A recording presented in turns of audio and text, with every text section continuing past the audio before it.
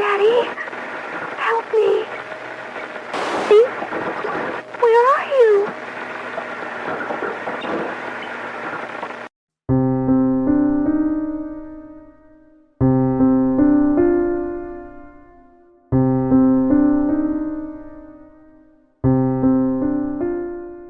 Hello, and welcome to episode 44 of Voices in the Static, a Silent Hill fan podcast.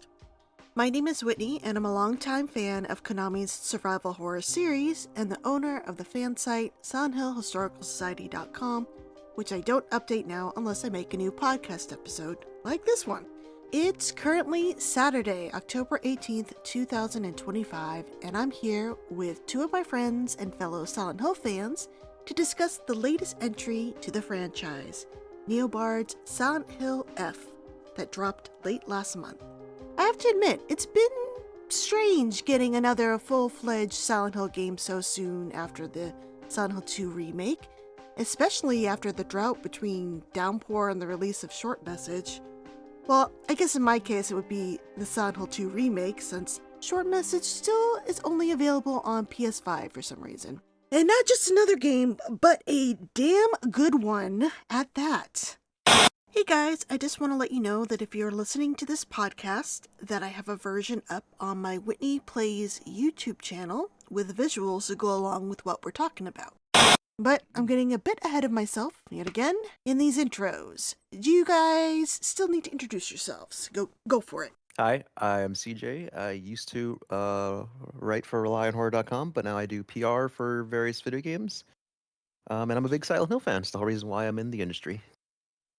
I'm Kyle. I also used to write for Rely on Horror, and I was a games journalist professionally for a long time. And now I work for a game studio, and I also, quite literally would not work in the games industry if it weren't for Silent Hill, because I literally met these two 12 years ago because I was so upset at the Silent Hill HD collection. It's not a joke.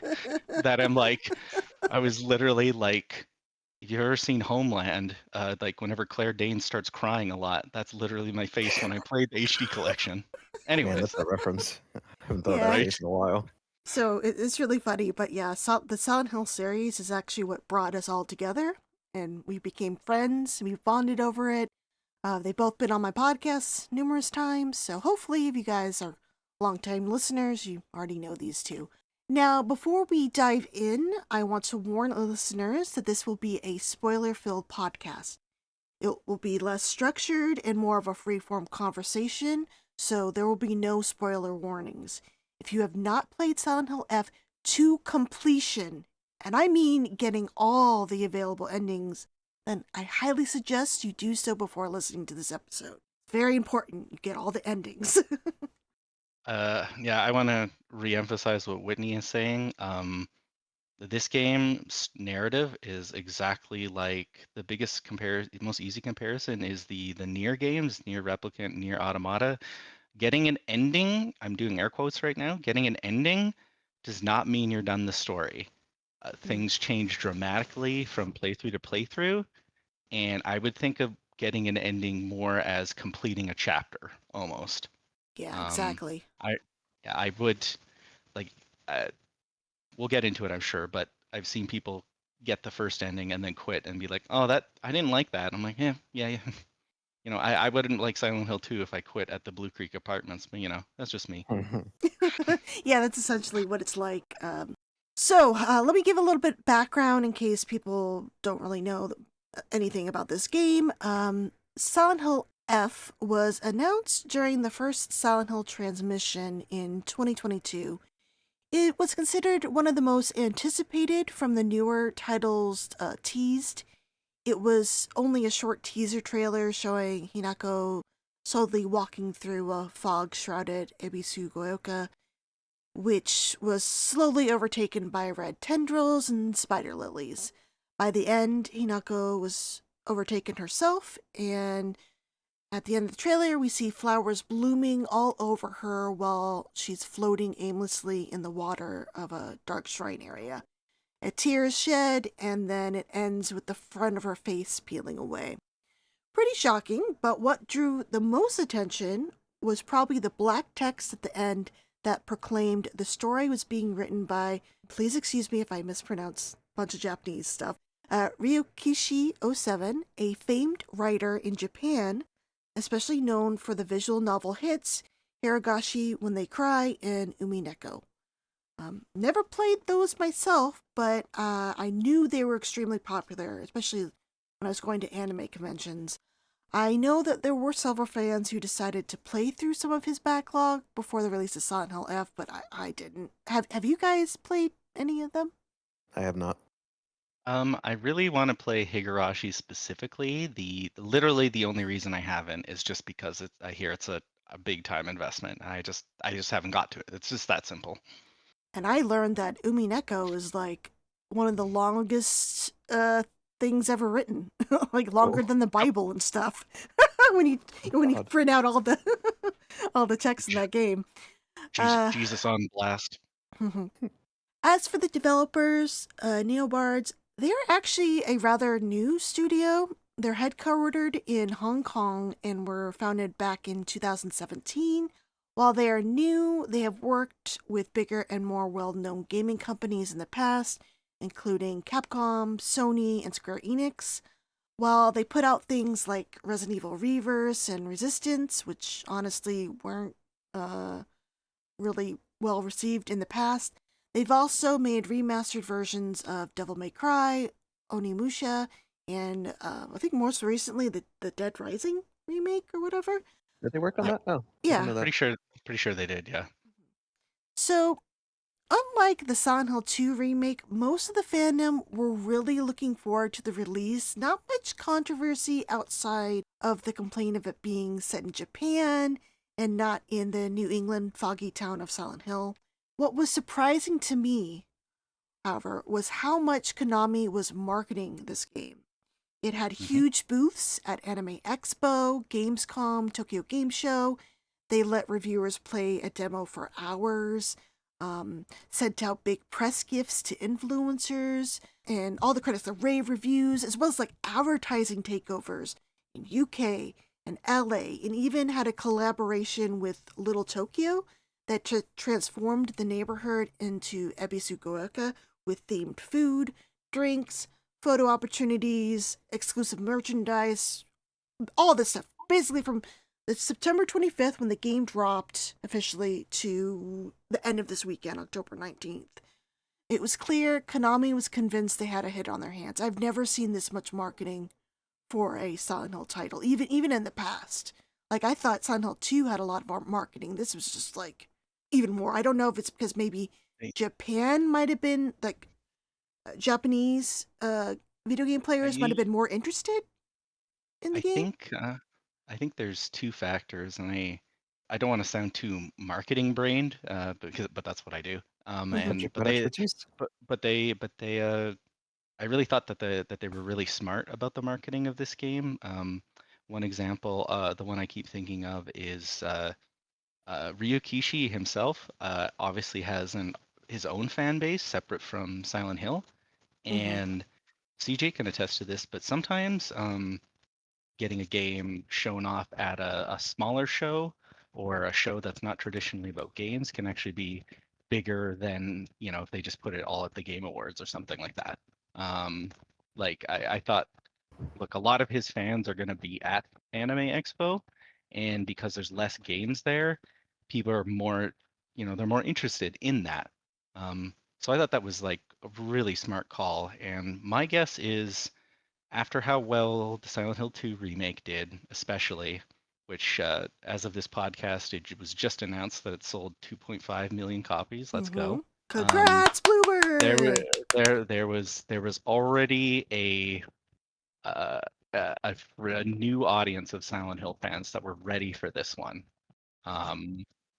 They were very clever about, again, how they marketed, and you could tell they were really confident in this game. Like, you could tell. And yeah, and now that I've played it, I see why. So yeah, it was clear Konami was convinced they had a hit on their hands, and in my opinion, they did. The game released September 25th to rave reviews, and became one of the fastest selling Silent Hill titles to date. Over 1 million sales in just 24 hours. Pretty amazing, especially since it's a brand new story, not even a remake. I think it took Silent Hill 2 remake like 3 days to reach those sale numbers. So, as Silent Hill fans, we fucking ate again. 2 back-to-back bangers.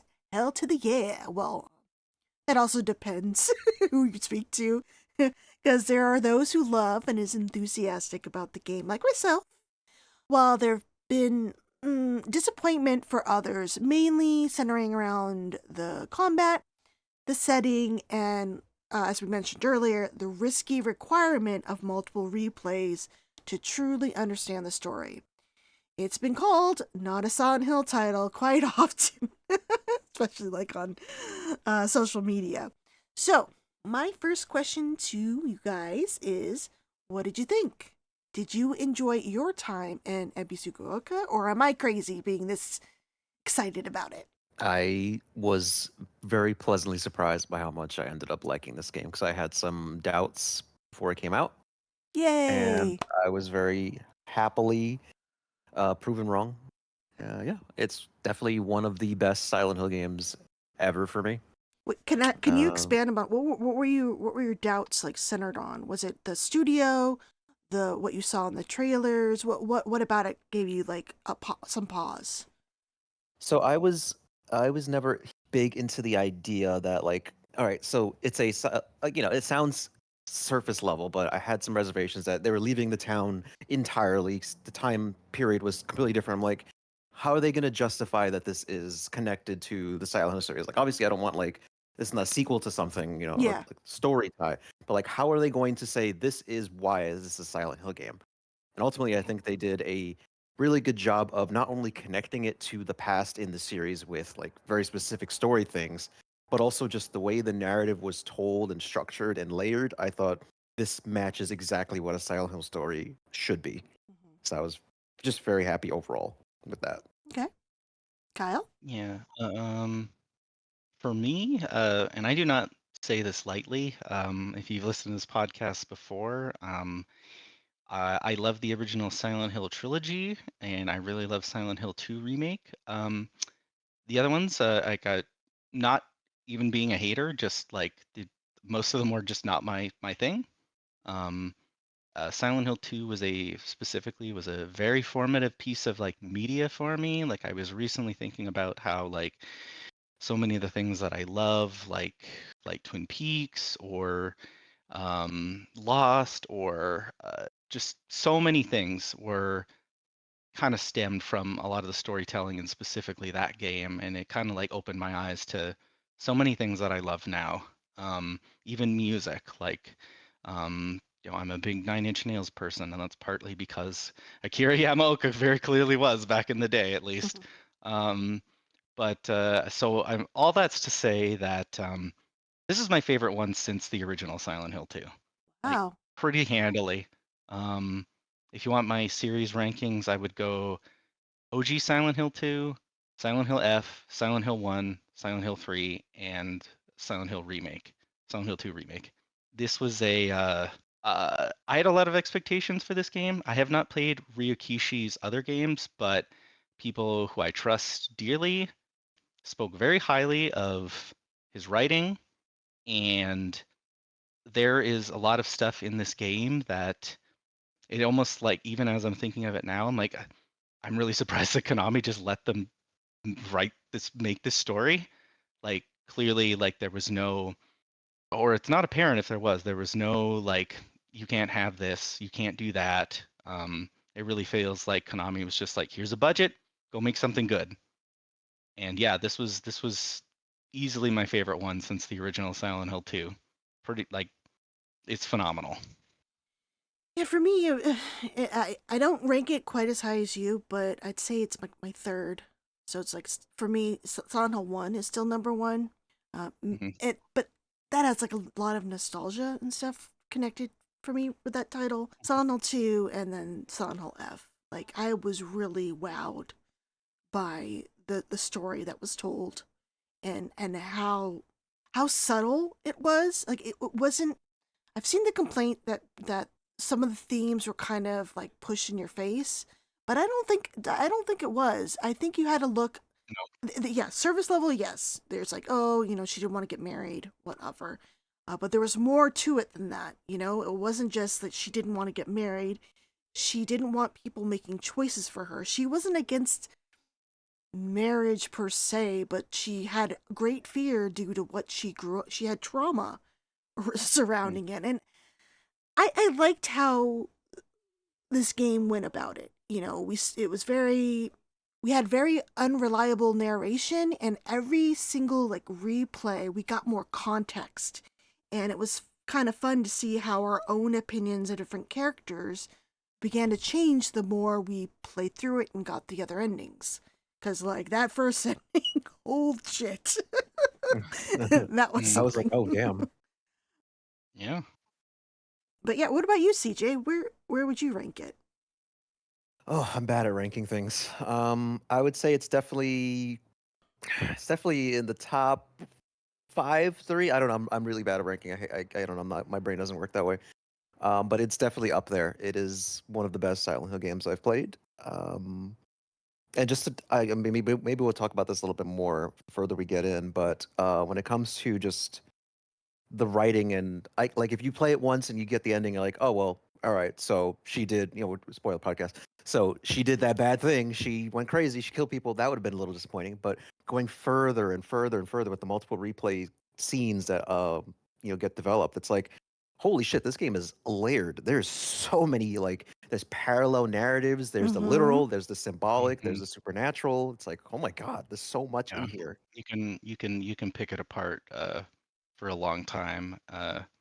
It's very much in the same vein of Silent Hill 2, where people are going to be talking about this game for a very, very long time and coming up with new theories Mm-hmm. and dissecting the themes. And it gives you just enough breadcrumbs to like always keep you coming back to it and circling around, letting things stew. Like even as we were getting ready for this podcast, like I got all the endings about a week ago from this recording. And even now I was like a little bit reticent to talk about it because I'm like, I still don't know if I have quite a concrete thought on some of the things that happened Mm-hmm. or a concrete opinion even. Just because there's so much to parse. Yes, agreed. I think what helped me was definitely talking with you, Kyle. We've been chatting like over the last week or so about the game, Mhm. like kind of on and off. It really helped me kind of gather my own thoughts. It also helped. I went on Bob Vids. He had a stream where it was just sort of discussing the game. He was a big fan as well, and just hearing others' theories during that live stream also helped me kind of like, well, do I agree with this? One really cool discussion I thought during that live stream was, where do you guys come down to it's paranormal related, like yes, gods are involved, versus no, it's very grounded in reality, and this is her using like her religious stuff to kind of work out her own issues. Gods aren't really involved. It's more just her way of what's the word I'm looking for? Or Interpreting it or Yeah, or yeah, like processing it. dealing, processing trauma and processing stuff. her own trauma. She like puts gods like, oh yeah, the gods are controlling us, but it not really being gods, but more like her parents versus his family and their influence on their lives We feels like, the before gods before, fighting. I don't know. before we continue, do we just want to go right into spoilers? Yeah, there's supposed to be a whole everything's supposed to be Yeah, spoilers anyway. Oh, okay, I okay, warned everybody. Yeah. okay. Yeah. Sorry, I just wanted to clarify. My thoughts are on that are I'm not entirely sure yet. I guess since we're already kind of getting into spoilers, my thoughts are the gods' involvement. Sorry, what are the two gods' names before we Oh, continue? I just Inari have God and I then have the I just go by their animal names. So there is Like, the water dragon, hmm hmm. there is the tree, and then there is the fox. Okay, So the so two that are fighting that we fight are the tree and the fox.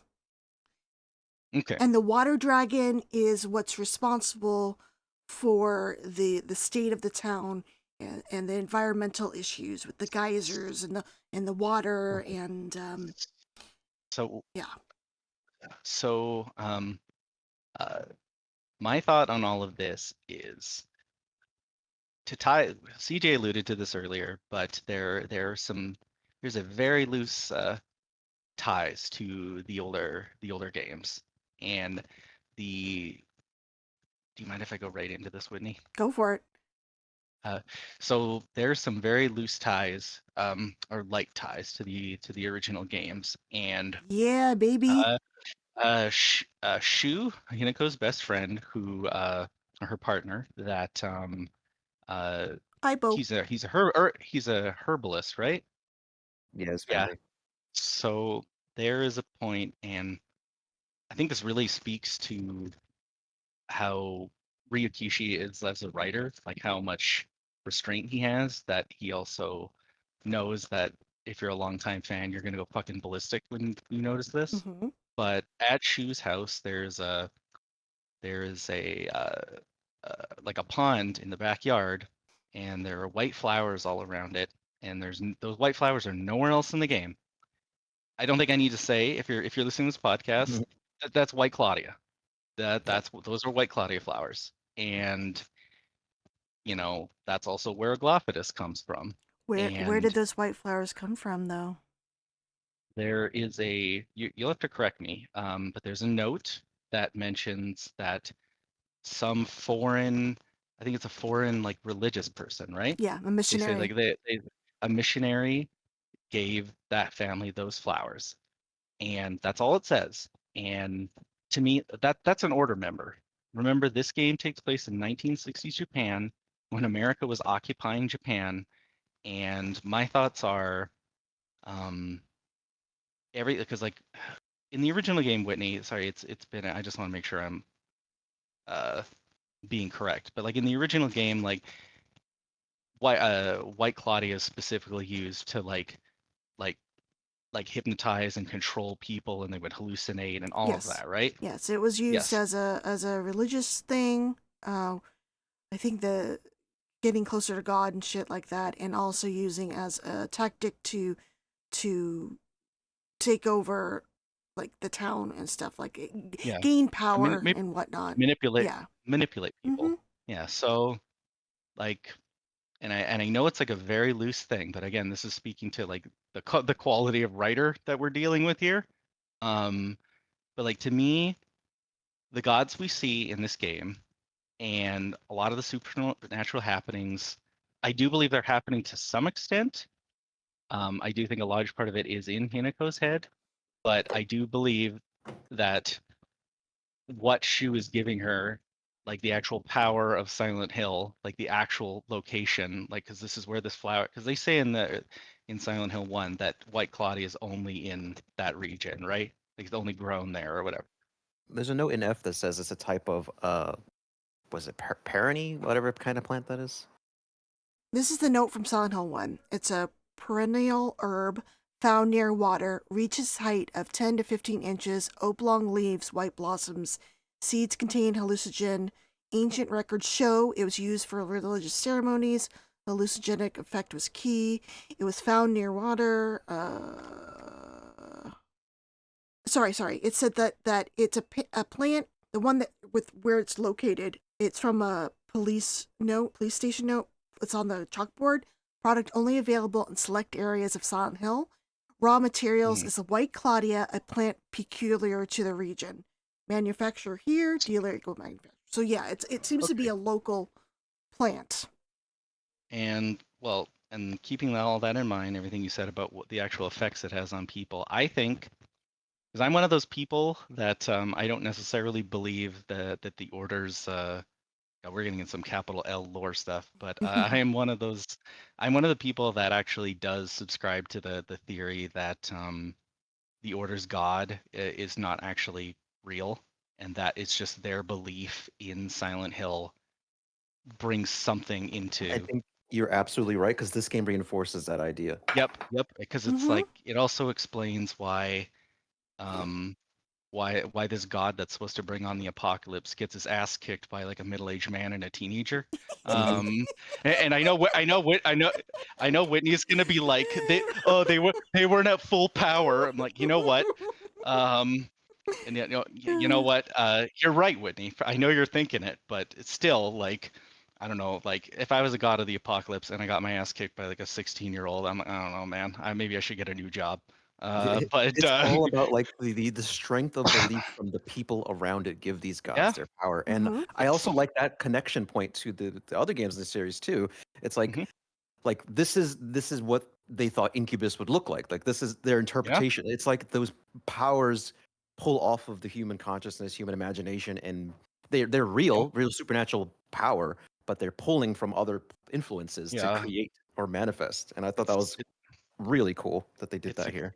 yeah. It's the exact. It's truly it's That's the why it's a exact Silent same Hill thing. story. Fuck, it's Yeah. so So my thoughts are that the gods that are battling, they're not necessarily the literal gods from their faith, but Hinako's and everyone's belief in them and the region um, are making them manifest. If that makes sense, like are Yeah. avatars of them, Yep. of their. That's how that.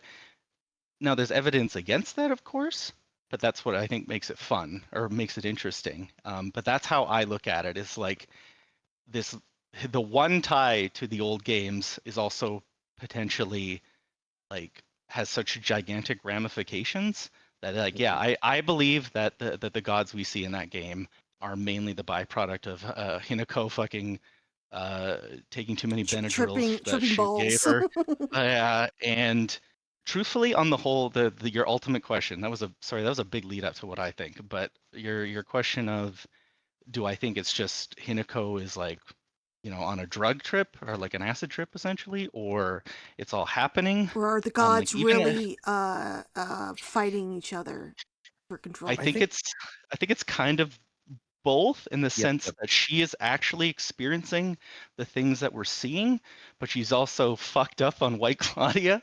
So it's kind of I know it's a cheap out answer, but I kind of feel like both things are happening. I do agree with Yeah. you, Whitney. I was gonna say that. Um, A little bit of column A, a little bit of column B. I do agree with you, Whitney.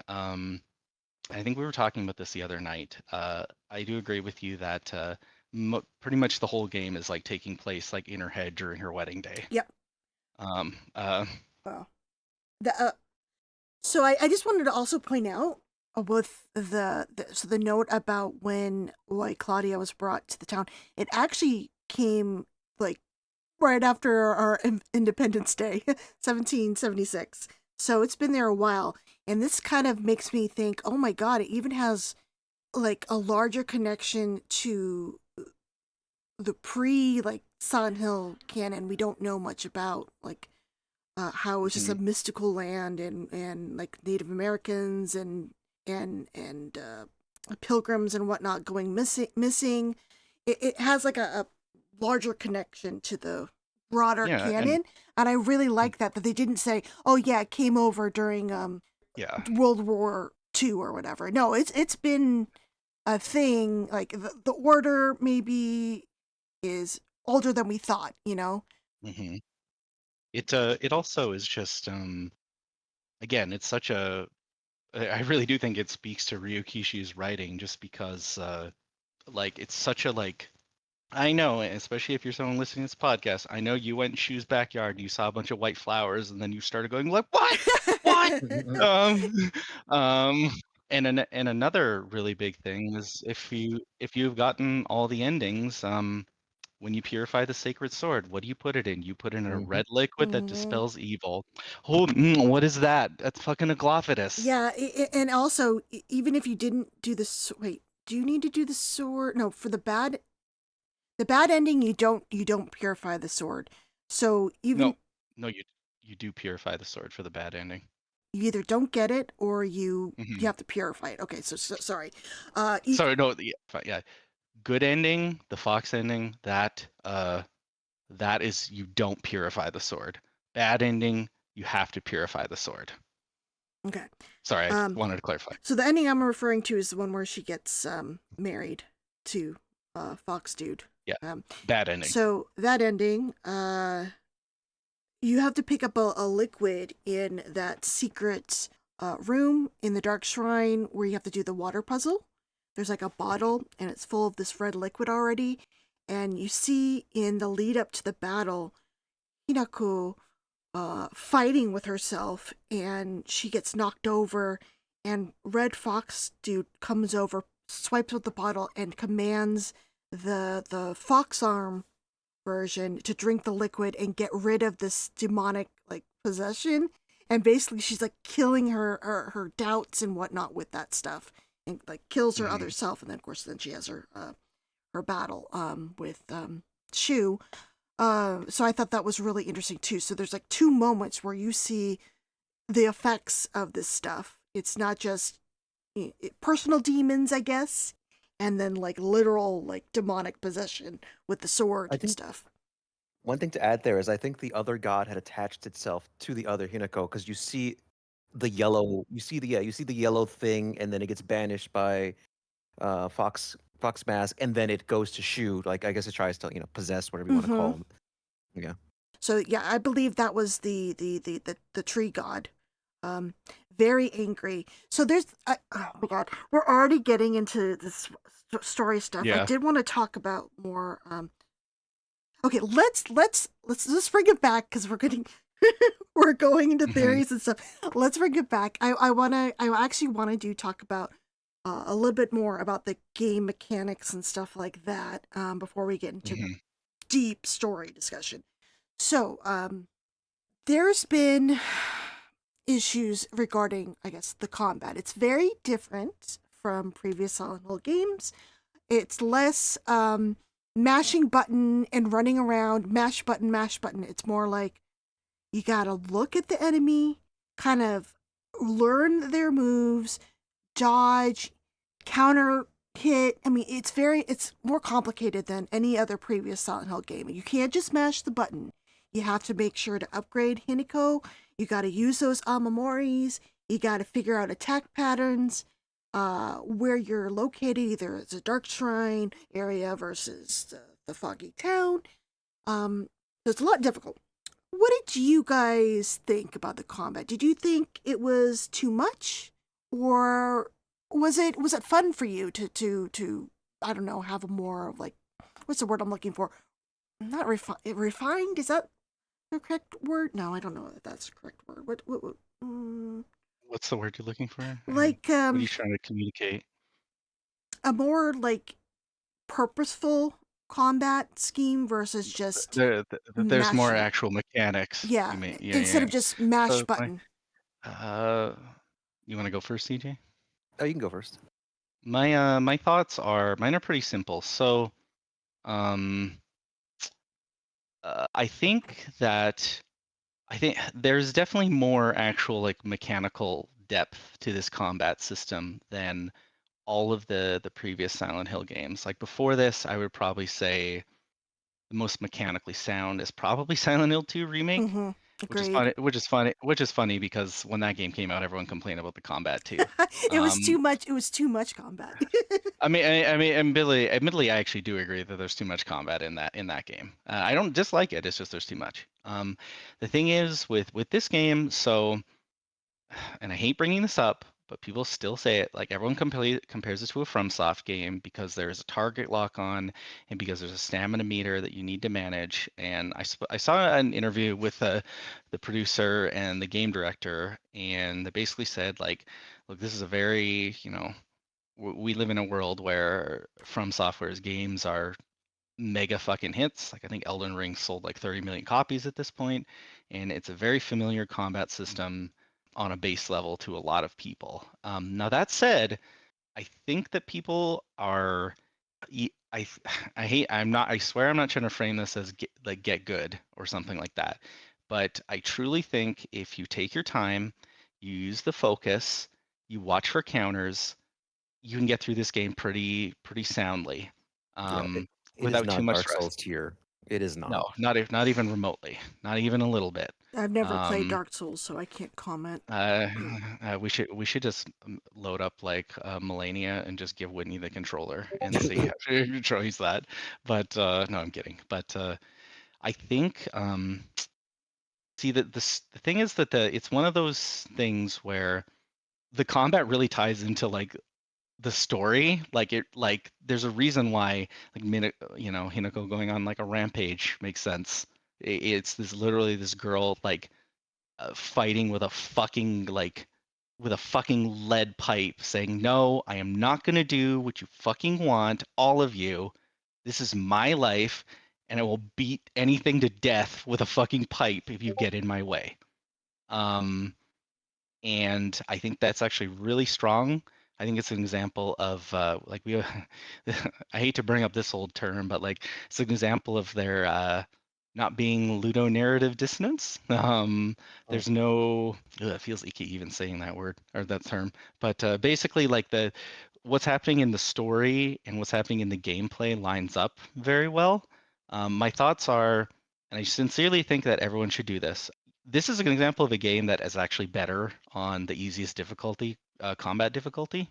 I'm very much of the opinion that some games are better on a harder difficulty because they might force you to actually like engage with the actual mechanics more. When you play Silent Hill F on harder difficulties, it's not really better. It's more just the enemies have way higher stats. Like they're way more spongy. Like I mean, I know And there's more of everyone. them.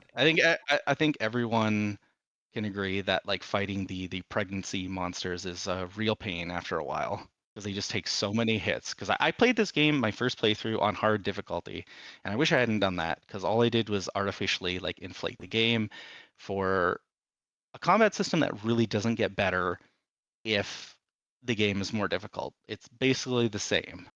Now that all said, I also am a little bit confused by some of the response about the people disliking the combat because let me sit up straight for this. What series were you playing? Like this, and I know some people don't like hearing that, but the other Silent Hill games, like I would never tell someone like, it's not like Resident Evil 4. Like I would tell someone play Resident Evil 4 because the combat and the gameplay are just awesome. Like when would you ever tell someone, oh man, I really loved that fight in Silent Hill 2 with Pyramid Head where James runs around in a circle until Pyramid Head leaves, In a small or enclosed area. yeah, or that fight in Silent Hill 3 with Leonard where he's like dipping up and down like a In the water. shark. I know some people aren't gonna like me using this argument, but I'm like I especially the people that say that the combat wasn't a problem until this game. I'm like, I wanna turn on Silent Hill 4 and I wanna put the controller in their hands and I wanna see them fight those ghosts and see Eileen go off on her own and the all of the frustrations with combat like that and being like, yes, Silent Hill F is below this. Like this is the one time I'm gonna be a bit sassy in this podcast, but like be a little for real, okay? Like if you don't like the combat, I get it. I would never tell someone play Silent Hill F because the combat like whips ass or something. But I do believe for the kind of story they're telling that it fits. It's very appropriate, and I also believe that it is the best combat that this series has ever had. I truly believe that. I do agree that if you're not making use of focus and the Amamoris, your first playthrough, I was playing on story, and by the end, I was struggling with that like gauntlet at the end, mainly because of the stupid pregnant monsters. Fuck them. Yeah. But I was like, man, I was a little bit frustrated because I'm like, I thought this game was ending at the house, and it wasn't. And once I went into my New Game Plus playthroughs, I don't know, something clicked finally for me, and I was like, it's actually not that bad. And if I can get through the game on hard mode and Lost in the Fog, I think anybody can, because I am not a great player. If I can learn the mechanics, I think anybody can. You have to realize it is not a mash attack button. You have to think before you strike. You have to use visual cues and the Amamori combinations, you can dominate. That's why there's so much fan art with like Hinako being Yep. so beefy and a Tough as fuck. monster and stuff like that, because she can kick ass with all those counters. Holy moly. Feel like a god. And I don't, I don't think this game is like Bloodborne or Sekiro where you have to be super pinpoint precise with your counters either. Like No. the visual cues for when you need to counter are they're pretty generous, and they're quite and again, this is not a get good thing. I watched a friend play and they were getting really frustrated with the combat, and like I try not to backseat game ever, but I was like noticing like you're not using the lock on, you're not using the focus, like Mhm. you intentionally are making this more stressful for yourself. Mm-hmm. Just remember, it's not it's not James hitting something with a piece of plywood over and over until it's dead. Not that kind of game. So my thoughts are that if people just engage with the mechanics a little bit, it's not insanely hard. And again, I don't mean this in a get good way. I think they would have a much better time. Yeah, and Agreed. I know someone who personally is not into action games. They're a massive Silent Hill fan, but because they're not into games with combat anywhere near like this, they just couldn't get into it. And I can understand that. Like, if this is not your genre of play that you're accustomed to, okay, that's fine. But I'm seeing a lot of people conflating their disinterest with the combat system as this is a bad Silent Hill game when there is so much evidence to the counter. Like the Yeah. quality of the writing, the quality of the ambiance, the story, the art direction. Like there's a lot here. Like there's a lot of boxes checked to say this is a very well-made Silent Hill game. I'm sorry it's not in the town, and I think I said it earlier in the podcast, maybe before that. Like one of my reservations about this game was like, I really wish it was still in the town. Like I was worried that it wouldn't be good or it wouldn't connect well enough because of that big departure. And I was gladly wrong because there's so many other elements. Like this feels like a proper Silent Hill game. Sure, it's not in the town in Maine, whatever, but it did everything else right. Yeah, I guess that kind of leads me into the next thing. I've seen a lot of complaints from people that this is too different from a typical Silent Hill game because we have that new form of combat. Then in the middle of the game, we are introduced to Hinako's furry OC. she, When that happened, I was like, "All right, what the fuck?" But it grew on me because it had a lot of contextual purpose. Like, yeah, but yeah, it was really I mean, weird. I'm gonna say when that happened, I was like, oh, okay, this is kind of funny. But the more I played it, the more yes, it looks ridiculous. You see game clips of the final battle, and you have this fox Fucking wild. armed girl in school uniform like wailing on a huge fox or whatever. It looks kind of ridiculous, but if you know the backstory, it makes sense. I'm gonna push back. I don't think it looks ridiculous. I think it was awesome. No, it was I think badass, but Yeah, it was Yeah. awesome. Like I think we said it last night. Like if you were to take out of context a screenshot from the last boss fight and say this is from the Silent Hill game that's coming out in 2 years, people would have lost their fucking oh minds. Oh, yes, of Yeah, course, yeah, of yeah. course. My counter argument to that is like downpour prison bitches. Like it's not like there's been crazy stuff in this series before, and Uh, like what like the oh, sorry, Whitney, you were leading to a next point. Go. I'm sorry.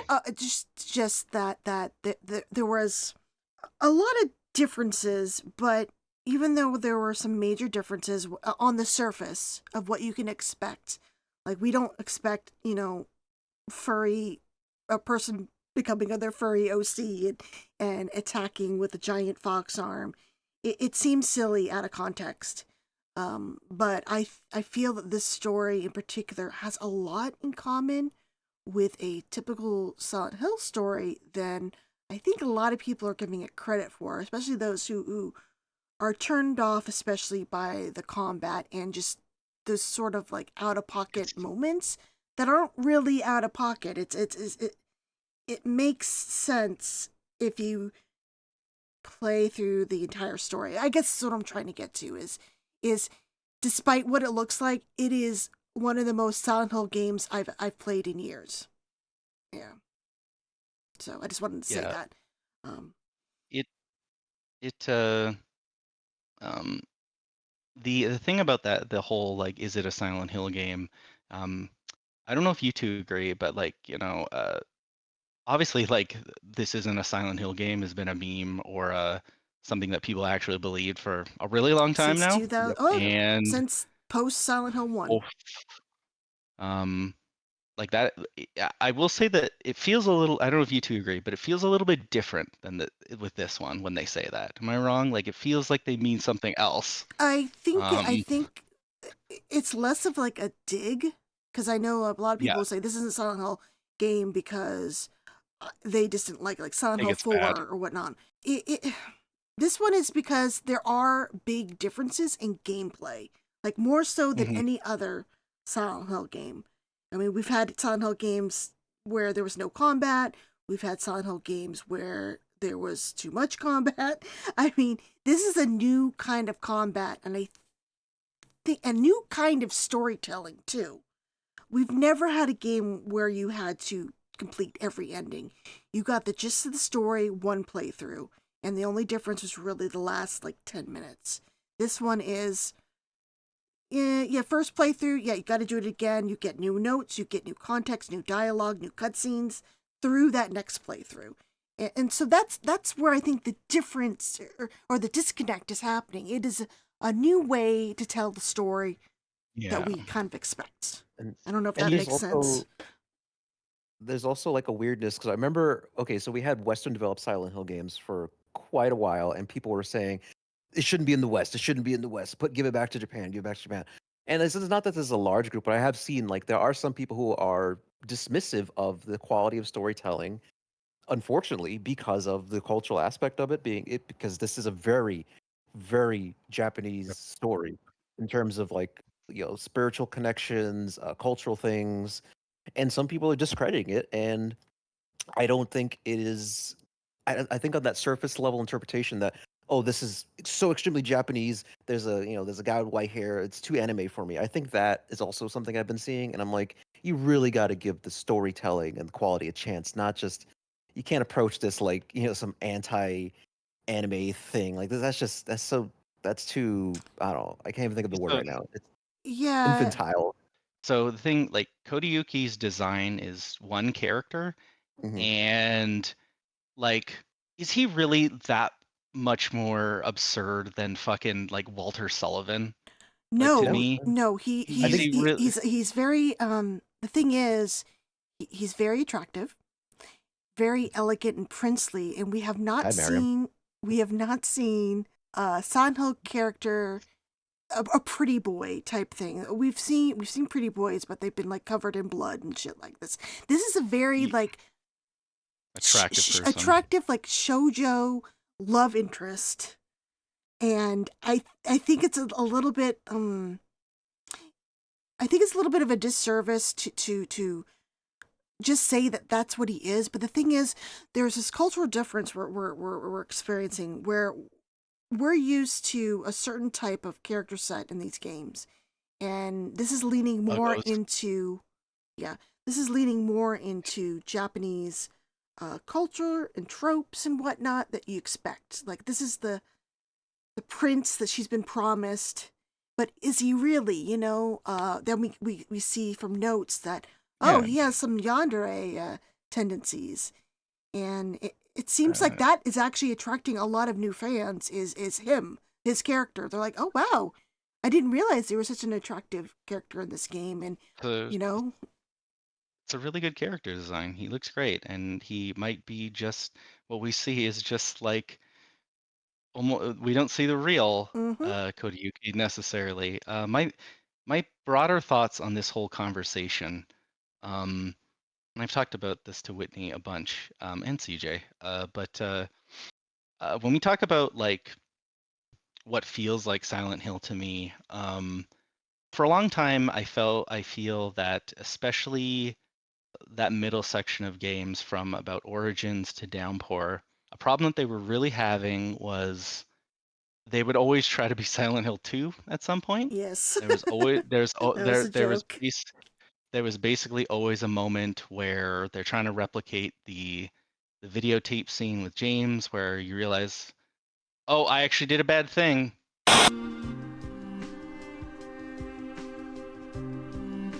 Mary's gone. She's dead.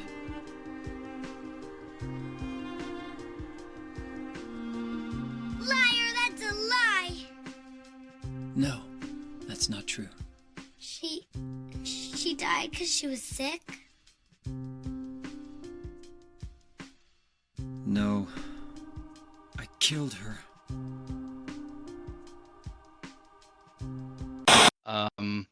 And here's the revelation, you know, most infamously in Homecoming when you find out Alex is not a soldier. Yep. What are you talking about?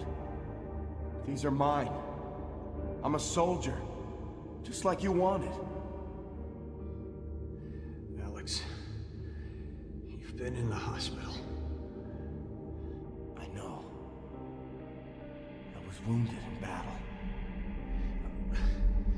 No. A mental hospital. You've been there ever since the accident. No. That's not true. I'm a soldier. I protect people. Or in Downpour, when Murphy admits to his that he did something bad. What the hell's going on, Murphy? No. This isn't what I agreed to. What are you talking about? Agreed to what? Tell him, Murph. What's going on here, Sewell? Why didn't you answer the radio? Should've learned to keep your big fucking mouth shut, Frank. Now my friend Murphy's gotta shut it for you. Murphy, don't do this. Come on, Murphy, you gonna keep your end of the bargain or not? Do it, you Murphy, son of a bitch! No. Or Origins has his parents did a, you know, like they always, Travis, you know, there's always a scene like that. Mhm. Still got a quarter left. You want the quarter? Daddy, wake up.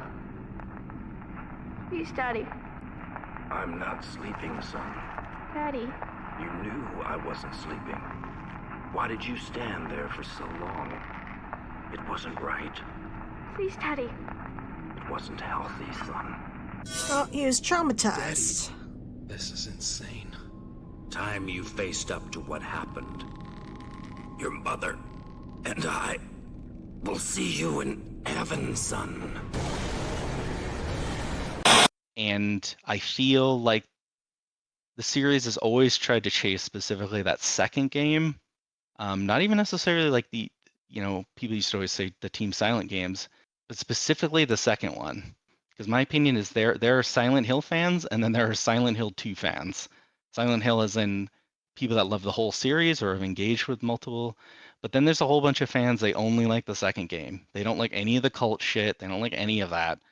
But to me, like when I think of like this game, so one of my absolute well, first of all, a good example of what makes it feel like one of the original games to me is even just like that like the white Claudia Glophitis thing, not directly being those things, but like if you play Silent Hill 2, and you get the white liquid, only the people that played Silent Hill 1 is gonna know what that actually is, right? Yep. And that's the same kind of thing here. And to me, like Silent Hill is not about fog. It's not about rust and nurses and Pyramid Head, because we've seen all throughout the series that everyone's otherworld looks very different from what we see in our protagonist's eyes. You know, even in Silent Hill 2, it's like Angela's otherworld looks very different from James. Like to me, a good example though, like the most Silent Hill feeling thing I felt in a long time is there are these moments, and especially the old games, where nothing extreme is necessarily happening.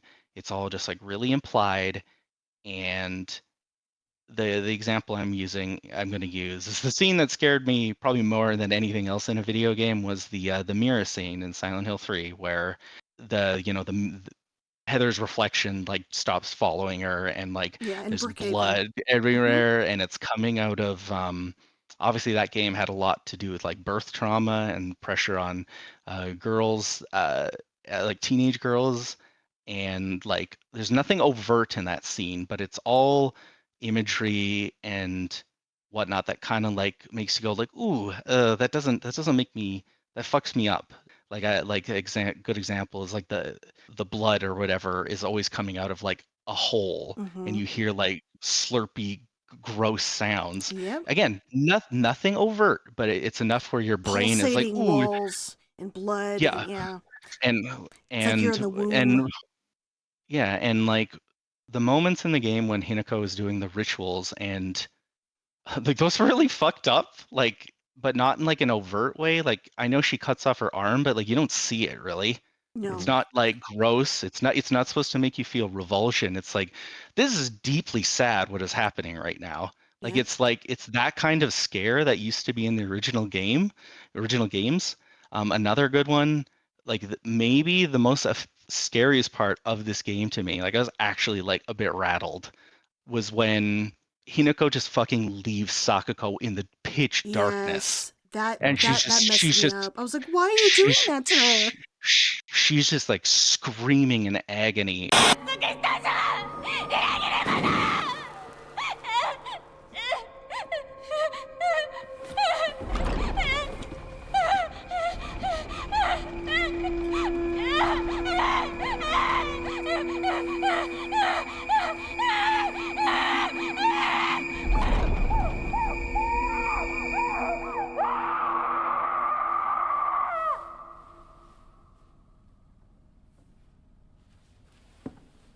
And like you find out through notes that she was terrified of the dark, and she's Yep. like partially autistic. Like like it's crazy because it's funny. Rinko gets burned in fucking lava, and I think Sakako had the worst fate. Yeah. She's gonna suffer But, for a long time. but to me, like moments like that reminded me so much of those moments in the old games, like the mirror scene, or like the Eileen head in Silent Hill 4. Just like Yeah, these we had scenes that we like had an Eileen head too moment. Yeah, we That do was have fun. we one. did we Another did reference. that was you two are referring to inside the The doll. Shimizu household, the giant Yes. doll that's clearly her dad. Yes, Yep. but like that kind of stuff, like to me, that's Silent Hill, not fucking barbed wire and rust. We've seen so many times they just try, like past games try to do Mhm.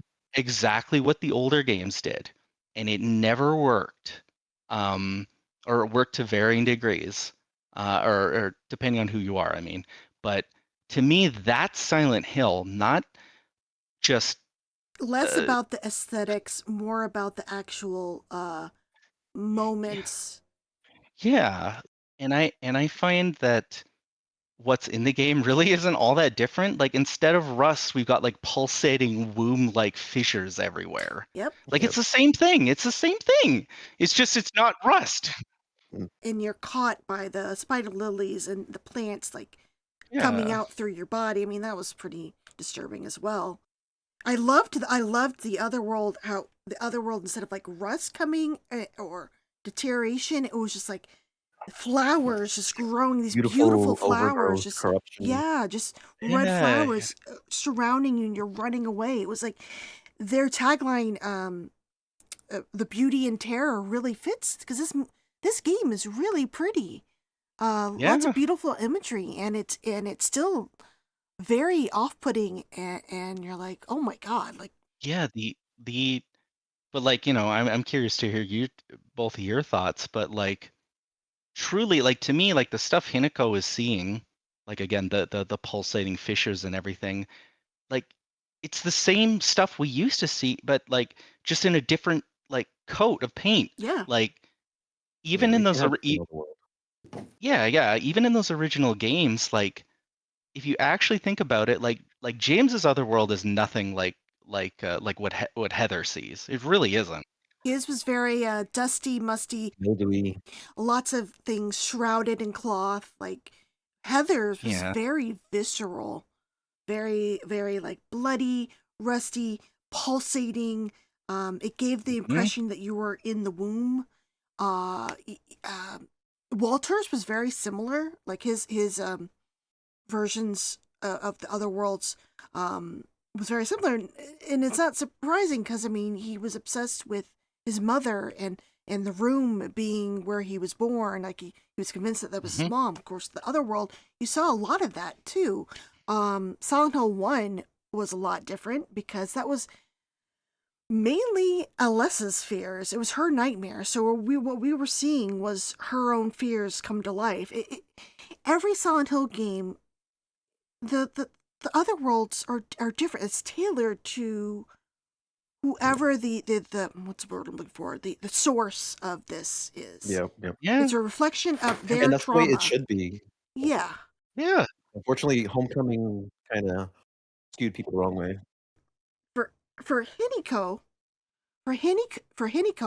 like her fear is being controlled and being forced to submit to her husband, to societal expectations of what a woman should be.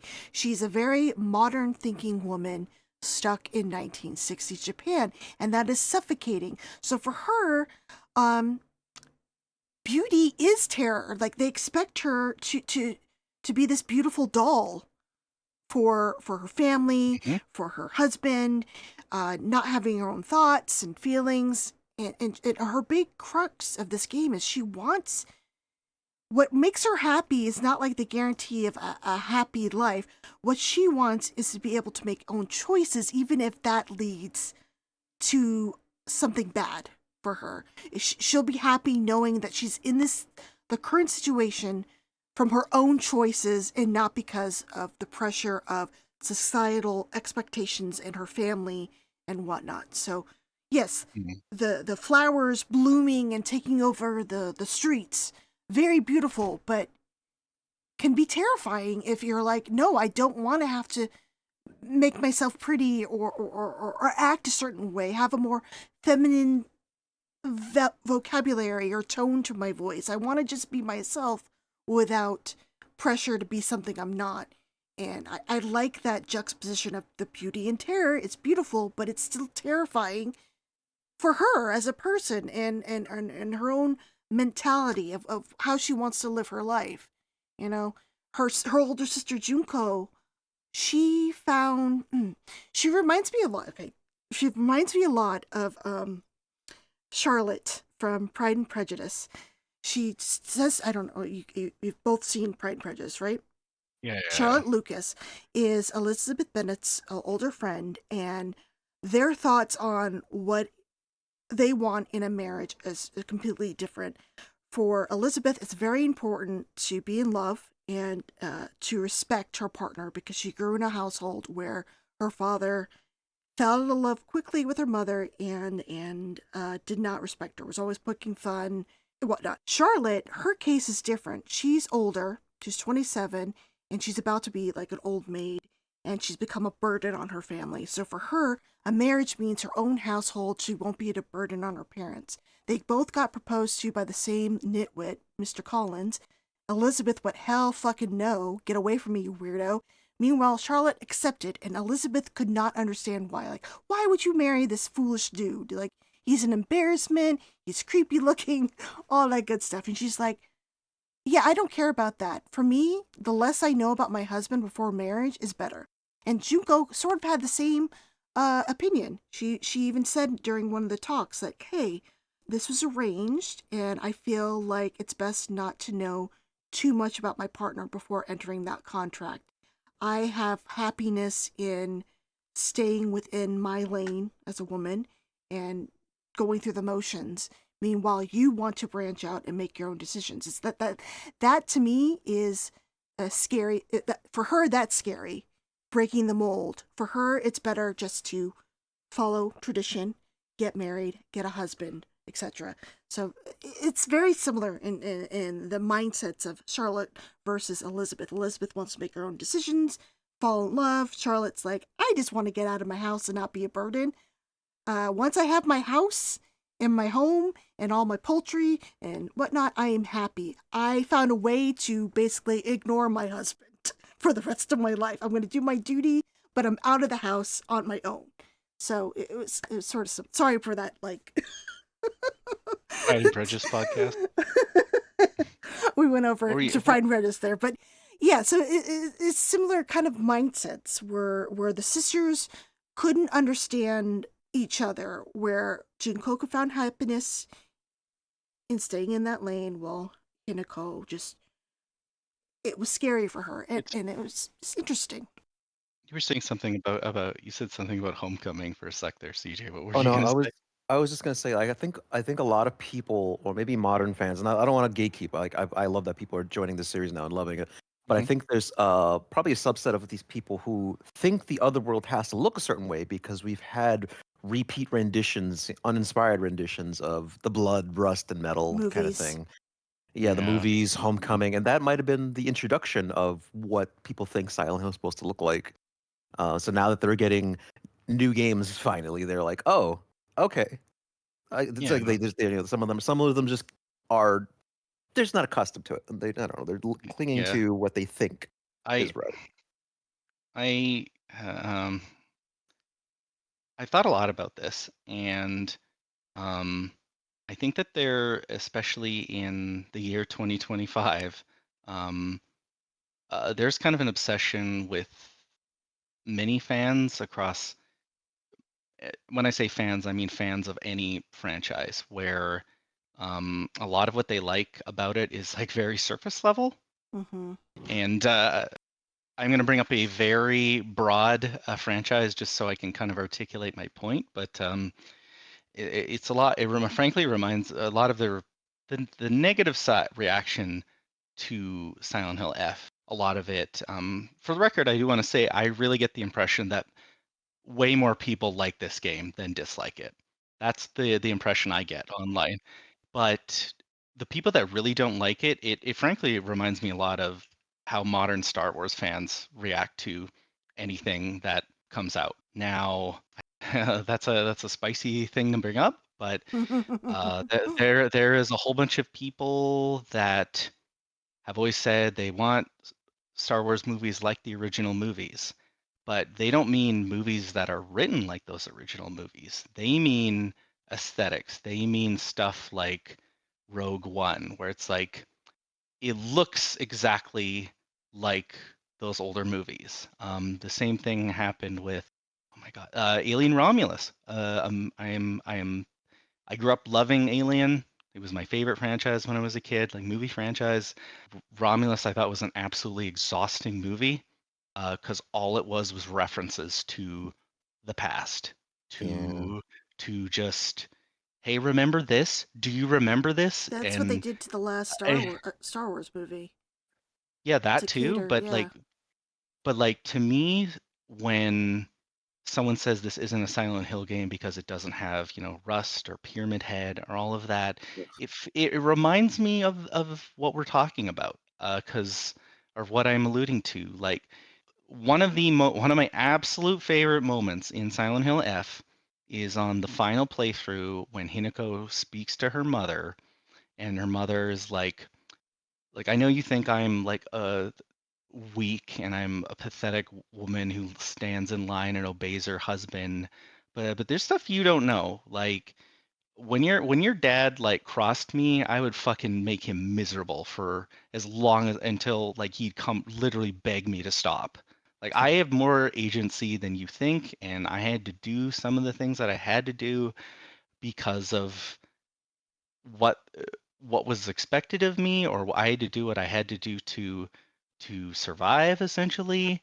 And like that moment, you know what that moment reminded me of? It reminded me of like it's like this like deeply emotional moment that like re and there's so many moments in Silent Hill F like this. So it recontextualizes a lot of how you might feel about a certain character, and like it truly reminded me of the hallway scene in Silent Hill 2, where James is visiting Mary in the hospital, and we just hear the audio, like that kind of thing, where it's like it can change your whole perception of what's going on in a story, or it might Exactly. add layers to it. Like that's Silent Hill, not fucking Pyramid Head showing up. Agreed. Like now I'm gonna start getting mad, but like the people that like, do you want like Pyramid Head to show up and like Hinako's like, that's Pyramid Head from Silent Hill 2, 2001.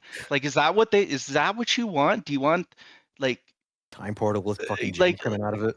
like I On can your say like, left. yeah, exactly. Like, do you just want fan service? Because I'll tell you, like that kind of fan coddling, it's doing a disservice to the things that Kills you me. actually love, and it's so miserable. Like, I don't want to turn this into an alien thing, but like when I watch Romulus, I was like, oh my god, like this wants me to like it so badly.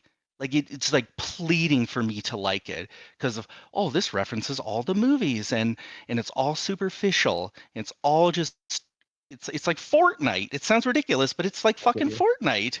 You know what I mean, right, CJ? yeah. Yeah, it's just like, here's the thing you like. Here it is again.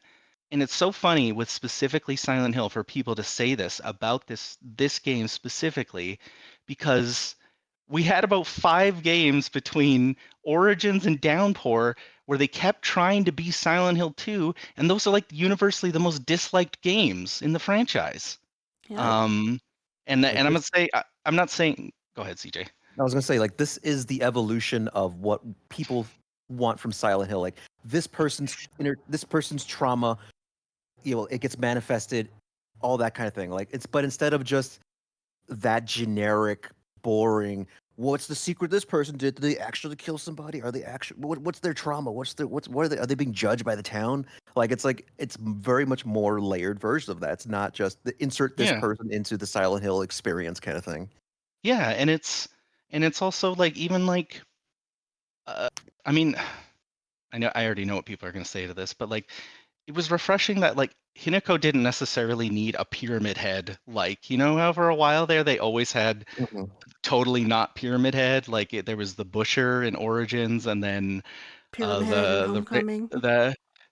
well, yeah, that one was more like it's just Pyramid Head, but like in Downpour, how the Deadly Premonition Raincoat Killer got a job, and he wore a different raincoat this time, but it was but that's another thing though. It's like Heather and Harry didn't have a Pyramid Head. Like, why did all these other games need that? And Yeah. like I know and what I was alluding to earlier is like, I know some people are going to say the Bride is I that. didn't get that feel at all. I don't either. I think the Bride represents something totally different, or has a different role in the story than what Pyramid Head had. But that's the kind of thing, to me. It's like, it was just so nice. It's like this person, Ryukishi and Neobard's, like, it's like, what do people actually like about those, like, those original few games? Like, what's the really important stuff? Like, and it's like the exploration of the characters, and it's the fact that we can still talk about like conversations between Angela and James, or Angela and or Eddie and James, and et cetera, et cetera. It's like these layers, these characters, and these moments that make us think uh, uh, more about what we're seeing, not just uh, uh, Pyramid Head showing up in feudal Japan, or not feudal Japan. Whoops. Wait, edit that. Is it Showa? Edit that. Showa, Japan? Showa era, Godzilla Showa era, Japan. Yeah. And no one got that joke. Fuck. But it's like, let me just ask you both. Like, Okay. if Pyramid Head just randomly showed up, you'd think that was lame, I would right? have hated that shit. Yeah. Yeah. Like, that's what I'm saying though, is like, it would make no sense for Hinako to see blood and rust. Or to see rust I in mean, she does not see blood and rust. blood, but Yeah, yeah. that's why I'm correct. Like rust and barbed wire. Like, there's no reason she should see that sort of stuff. You know what I mean? It is. And She did kind of see it, but when you're during your first playthrough, when you would fall unconscious, it kind of reminded me of like the transitions when she was basically high on yeah. Claudia. We saw a little bit of that kind of like burning, rusty like transitions. Yeah. But I mean, and the funny thing is like that. I believe Ryukishi in interviews said Silent Hill 1 was his favorite, And I Good see that a lot choice, in this my game. dude. Good choice. Because even the way Hinako always passes out reminded me of Harry. Harry doing Mhm. that. But kind of got off track there, and I'm sorry for going on for so long. But like to me, like that scene with Hinako and her mom, that's Silent Hill, not fucking whoops, I forgot I did a bad thing. Wink, you like Silent Hill Yep. 2, kids? Um There's more of like a nuanced gray area with all these characters. The more you yeah. learn about them, the more you can kind of understand their viewpoint. It doesn't mean they're all like good people, but you understand more of where they're coming from.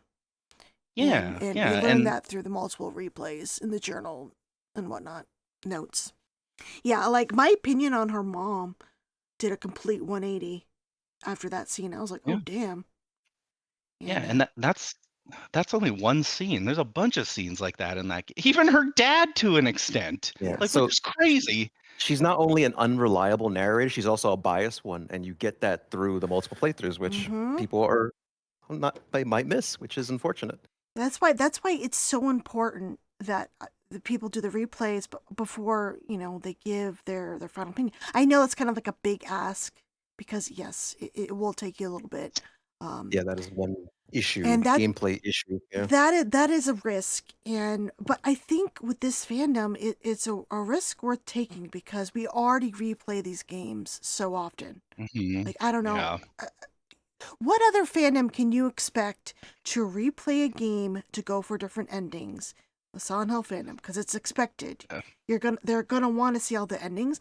Well, why not make it the replays a little bit fun by playing with your expectations with each run. Start to unravel Hinako's like unreliableness in terms Yeah. of her actual situation. You get more context, dialogue, just I don't know. I thought it was really clever. And that's another thing that felt like the old games to me was like I'm sure you both had this back in the day, but it's like when you replayed Silent Hill 2 and you're like, "Oh, that's what that was."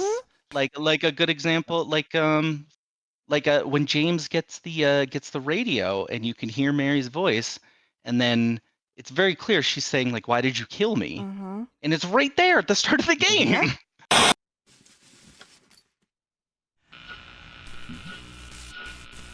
This thing broken?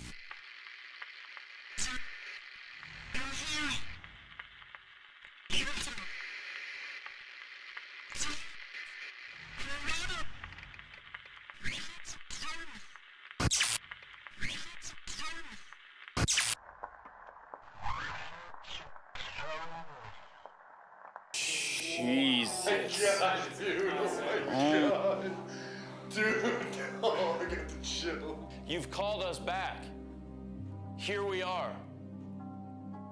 And we want to find out what this is all about. When you're dealing with ghosts, you're dealing with people that were alive a long time ago. That is still a rush. I guess. Yep. And there's so many visuals, like one that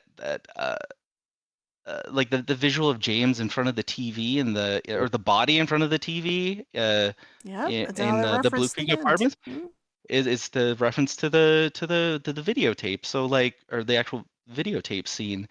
I guess we're kind of going into like the whole replay discussion, but I agree with Whitney that like even Silent Hill 1, it's like, like the number one thing I expect them to change in the Silent Hill 1 remake is like, I think they're going to make it so you don't get the bad ending so easy, which is fine. I don't mind that. But that game, like, you chances are you played it multiple times. Same with Silent Hill 2, especially because everyone wanted to get all the endings. Now, I say this as someone who really loves like the Nier games and other games that do this. But using the medium of video games to explore a story, like Silent Hill F would not be as good as a movie or a book, anything like that. Well, we're gonna find out about the book because they're putting out a novel. I hope that's good. I mean, I probably haven't read an adaptation book in a long time, but but what I'm saying is like I don't think it'll be as good because you replaying a game and seeing a story through different lenses or through a different ending adds more context and makes you look at the whole thing as a greater whole. Like it's a very it's a strength of just narrative driven games in general. Like you couldn't quite do Silent Hill F's story as well in another medium. You just couldn't. That's my opinion. But I think it's like, how would you make a movie where it just ends multiple times and then you watch the first 40 minutes of the same thing again? Like, Yeah, wouldn't work. it wouldn't work. What yeah. What I love about this replay is so I guess we'll get as far as your first ending. You are forced into this ending. There's no way to avoid it. You will get the ending where basically we learn on her wedding day she goes mad and kills a bunch of people. She's drugged out of her mind from the pills that Shu gave her, and she killed a bunch of people. Hi again, Whitney editing here. So I rewatched the first ending since it's been a while, and I realized the screaming I was remembering was mainly Hinako screaming in rage. So she probably isn't mowing down the wedding guests, but she is for sure tripping balls. From the other voices we hear during the ending, it seems like she only stabbed 2 males. I'm assuming Kotoyuki and his grandfather were her only victims. We hear some police officers discussing that there's a mad woman in her 20s in a wedding dress killing people.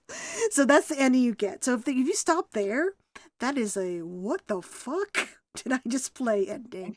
And the reason you get this ending is because she's taking the pills with White Claudia in it as a health item. The game kind of cleverly forces you to take at least one. But even if you had like an idea like, I don't know, even if you don't take the pills, you're going to get that ending. But I thought it was cool story-wise that they're like, oh, my friend Shu gave me this. I just got hurt. Good thing I have this. Let's pop a pill. And immediately. And that will affect all the scenes coming forth. You have this sort of tint to it that it's she lacks context for a lot of scenes that are happening. She just falls unconscious and she doesn't see Shu running up to her before she's drifting off to the dark shrine. She doesn't see, I don't know, more warning signs. She's sort of like in a daze, in a fog in most of the cutscenes because she's on these drugs. Knowing this, you go through your next playthrough. You have your choice. You can get the bad ending or the good ending or UFO. I'd say save UFO for your last ending. I went into the order it was listed in the game. Now, I want to know, did you guys feel that there was enough of explanation that you really need to replay this game to get the whole story? Like, I thought it was pretty clear, but it seems like for a lot of people it wasn't, and they feel like it's one and done. We know that just the story, it's just the endings that change. I thought there was like a warning after our first playthrough that, yeah, to get more of the story, you got to do the other endings. Or am I imagining that? It's been a while. I put like There is a message. I think it could have been a little bit more. I don't have the exact text, but when I read it, my first thought was, oh, there'll be more notes and things like that. Not scenes would be entirely different. So maybe I think this will naturally fix itself over time as people hear from word of mouth. That's the way they should approach it. I'm doing my part. I think maybe just a few word differences could have said this will be a different experience this time around. Like just say something along that effect rather than there'll be additional things. I would have been a little bit more just completely just say like I say this again. I keep bringing up Near, but it's the same kind of storytelling. It's the like if you get the first ending, and this happened when Automata especially came out, where like people like me would be like, oh, this is a fucking incredible video game, and then people get the first ending, I'm like, and they're like, it's fine. And it's like, yeah, you didn't say the story. And I think maybe you could argue that like, yeah, Silent Hill fans are just not used to that. And we're used to the main gameplay essentially going the same dialogue, whatnot, just the ending last 10 minutes. Yeah, exactly. I think that maybe just being a little more transparent, like you still need to get the true ending, da da da da da, or like maybe if they little bit more carrot on a stick. Mm-hmm. The one thing, and I think you both agree, the one thing I do think that they kind of did wrong, not necessarily wrong, just I think they should have changed, is on your subsequent playthroughs, they're definitely shorter. Like you can basically skip the whole school if you just know the combinations on that one locker, or the You combination for that one locker. they truncate the whole ritual thing so it just Yeah, happens, yeah, and you yeah. could And skip that area pretty much. I think they should have done a little bit more of that. Just a little bit more, not necessarily a ton, but like the one area that it's funny because I like this area, but just like having to do it over and over, the dark shrine where Kill your friends. you have to kill Rinko and all that. Yeah, Yeah, like that drags that for part me. that goes it goes like the first thing I probably would have done in like playtesting is like make it so all the doors are just open. Yeah, Yes. or even better yet, Hinako just has the items on her already. Like Mm-hmm. Agreed. just Yes. just like I feel like if you'd done stuff like that, like a little bit more, it would be easier to go through. Because like I bring the comparison of Nier, and like CJ can attest to this. Like Nier changes like even way Mhm. more than this game does. Like Yep. like on your third replay of Automata, each replay you're playing a different character, literally. Mm. Just from their side of things, or the entirely different new areas, like wildly different. This game is not to that extent. So I think that they should have, especially areas like most of the Dark Shrine stuff. They just needed to make it so you get through those moments faster, because yeah, because this is by far, if you're going for the true ending, this is by far the longest Silent Hill game, right? Mm-hmm. Yep. By quite a bit. The second one is probably 2 remake, and even that's like I don't know how many, like Whitney, how many hours did it take you to get to the? I know you like looked up the notes for everything and the translations, but like what would you? Here's a better question. What would you two guess like the average playthrough to get the true ending is? Like Oh what, like God. 25 hours, 30 hours? Uh. Um. Whitney literally did it, right? So Well, what now did it take you? my gameplay was a lot longer because I decided to do Yeah. the difficulty achievements, and a Mm. lot of my time was fighting certain bosses because I kept Let dying over and over. I'd say if I kept it on story mode and I actually skipped the school and stuff like that, and made use of the skips, you could probably get to the true ending because you only need 2 endings to go for the true. So I'd say about Mhm. 40. 40 even. Wow, that's more than I would have thought. 40 or like or 30. I mean, because my first playthrough was like at least 20 hours, but I was let's say like 25 to 30. okay. Um, and you can also note kids, you can save scum to get some of these endings. It's pretty easy. But yeah, I think Oh yeah, I forget about the saves coming. I was thinking like starting over each time. yeah, Yeah. because I definitely didn't get put in sync in anywhere close to 40 hours. But Yeah. I was basically streaming, and each time I streamed, I was letting the cutscenes play, started over. Yeah. So it is doable, and I wish what's the word? I wish it was signposted a little bit better. How important you you did not have the full story after just 2 endings. Still not enough. You need to go for the true ending if you want the actual story of this. If you want to know the story that Rikushi was trying to tell. And I got a reply. I made a Twitter a thread about this. I was like, how important it is, and someone's like, well, I have a backlog of games. I think it's a little bit insane to like expect people to replay this game so many times for the story. And the thing is, yeah, but as fans, we do that anyway. I don't think it was asking too much. Maybe for the casual Silent Hill fan, but for like longtime fans, we are used to like replaying these games multiple times just to get the different endings. So I don't think it was out of the realm to assume that, or out of pocket to like assume that we would not replay it like right away. I mean, did you guys think that was a big ask for this fandom? I don't know about for the fandom, but I think in general, just from general gaming sense, I think a little bit few more cuts to the subsequent playthroughs would have been very appreciated. Yeah, I think that's valid. I agree. Yeah. Good news, everyone! Man, it's taken me so long to edit this podcast that a game patch that completely addresses people struggling with combat and the replay time New Game Plus runs can take has now been released. It is now much easier to get the true ending.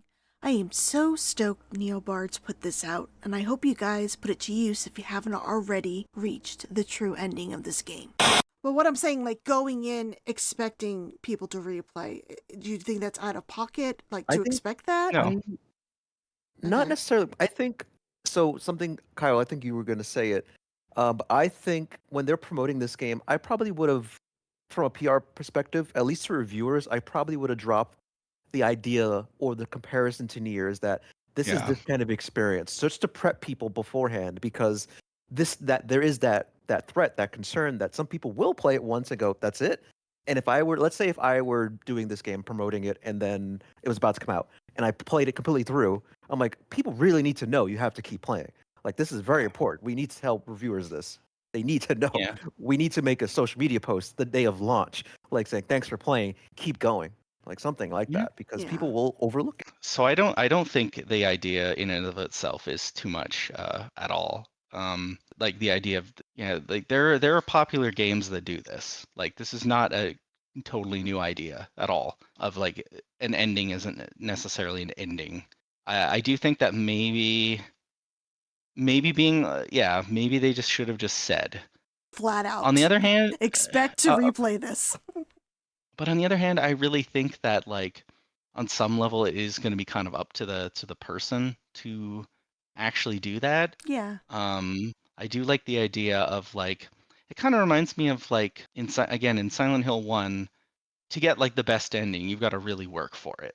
You've got to, and it's very, very easy to get the bad ending in super easy that game. Mm-hmm. Super easy. I got it this year when I replayed it for the first time in like 18 years. It's not exactly the same thing for the record, but I don't know. In terms of it being too die much, in the Jeep and you're like, what the fuck?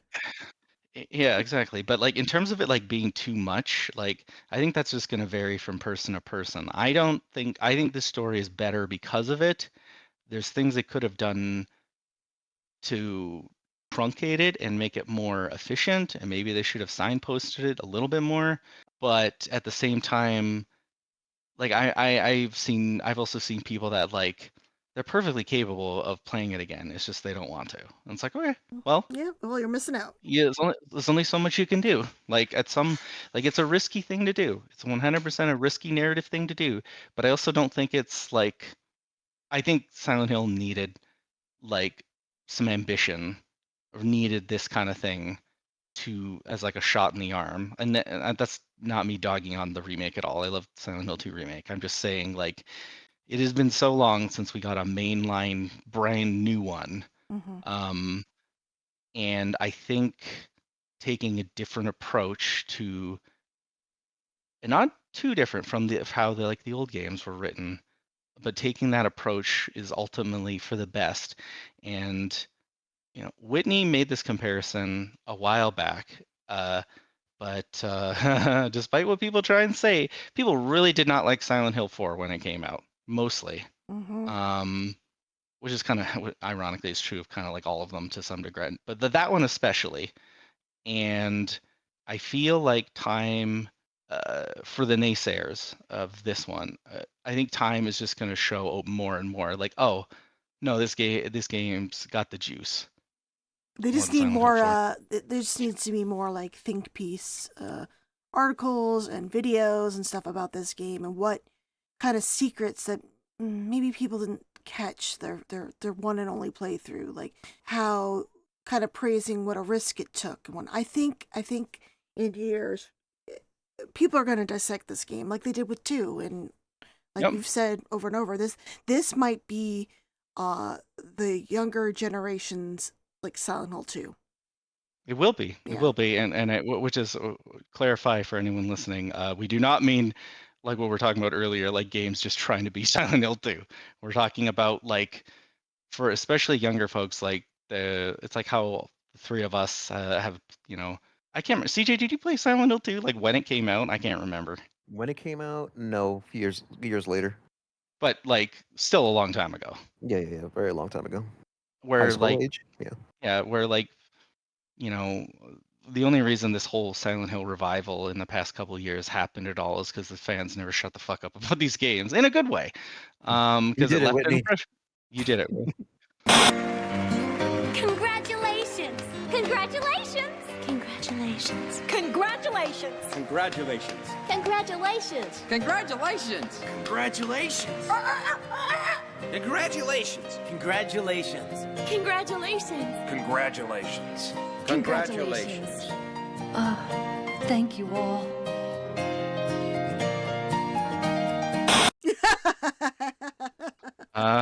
But You're welcome, everybody. there's gonna be people that when they were very young, like much younger than us, playing this game, especially girls, especially young girls and women, that are gonna be like this game. They're gonna be thinking about 20 years from now, and that's sincerely how I think. I think time is only gonna be kinder to it. Could they have done some things better? Absolutely. Yeah, it's not a perfect game, but no, there's issues. Like I said, that one dark shrine area where we have to kill our friends. Oh my god, that is such a slog. Every time I was replaying, I was like, oh, I gotta do the stupid door thing. No. Oh, and Kyle, one thing Kyle mentioned last night is some of the puzzle summaries or hints are a little too vague. Namely, I think the biggest one for me, which was really frustrating, was the one near the end where you have to put the three crests into the fox mural. And I'm like, what the fuck are you talking about? Which one's which? No, What? it's ironic because like so many people talk about the combat, and for me, like I didn't think the puzzles were bad at all, but I did think there was a few too many where it's like um, the hints they gave for the solution. Like when I would get the solution, I'm like, oh, that's what you wanted me to do, and like Yeah. there was a little too much of that. Like I attribute that potentially to like this is the first time NeoBards has like made a game like this. And making interesting puzzles is tough. Look, I'm not gonna rag on it too hard because it's still a lot better than than probably anything in like Homecoming pretty easily. You mean excuse me. I think Mhm. this game needs more slide puzzles and Yeah. wire Oh, fuck that one. reconnections. I really miss puzzles that are turn a can over and something falls out. Okay, Or go around a corner and open a cupboard to get the key. Yeah. So the puzzles were like I think probably my big caveat to this game where I just felt there was too many like, oh, that's what you wanted me to do moments, and I'm like the hints they gave were not clear, and I think that it's just surprising to me that so many people are focusing on the combat. When to me, it's like, yeah, that rat mural. I'm like, God, that puzzle fucking annoyed the shit out of me. I'm like, what do you mean? Where do I put the stupid bird? Fuck off. I also hated the Hinako's room one, where it's like, the bird and the serpent fought along the scales. I'm like, oh, fuck off. Just let me in the room. Yeah. Okay. Yeah, I think my only other complaint, just since we're on the topic of complaints, I like the enemy designs for the most part. Especially the animation behind them, I think, and the context, or sorry, the concept behind them, because they all make a lot of sense for what Hinako's journey is. I did feel like there's a little over reliance on kind of reusing the same design. So you have the scarecrow, you have the doll, you have the flower doll, and then I think there's like a fourth variant. There's like a variant of all of the enemies, and I guess that that works. That makes sense. But I don't know. I felt like it was a little bit of I don't know. I don't want to say yes, a little bit of like I was like, all right, fine, sure. Actually, it's funny you mentioned that because my big complaint with that, I really don't like that the Hinako the fight with her parents, that the Hinako's father, that it's just like one of those Yeah. sorry, what are they called, Whitney? The big huge enemies with the I don't knife? I don't know. I just call them the Yeah, big I don't know the names. guys. I've never played a Silent Hill game. I don't know what shit's called. Wait, are you But like, talking I'll about look it up. Silent Hill 3? No. no, not the Oh, insane cancers. okay. Yeah, I What know they're that called they've been now. releasing the names of the monsters on Twitter, but like, I have a But big guy with knife and pregnant lady. I did think it was kind of lame that like what like maybe one of the big boss fights is like, oh, it's just a regular enemy, but they change his texture a little bit. Yeah. Like I think that's sincerely because I remember I had a theory about what that monster represented, and Whitney had already beaten the game. He said, "No, you shut the fuck up, Kyle. You're wrong." And she said exactly like that for the record. I was just like, oh, really? No, But let's see but this. at the same but at the same time, I do think it's kind of like they shouldn't have just made a regular enemy that, you know. Yeah. They should have changed it. They should have changed it more, or especially since it's a boss fight, like a core boss fight, like, especially since Hinako's mom that's a different like that. Yeah, There's no she's repeats of unusually that. fine. Yeah.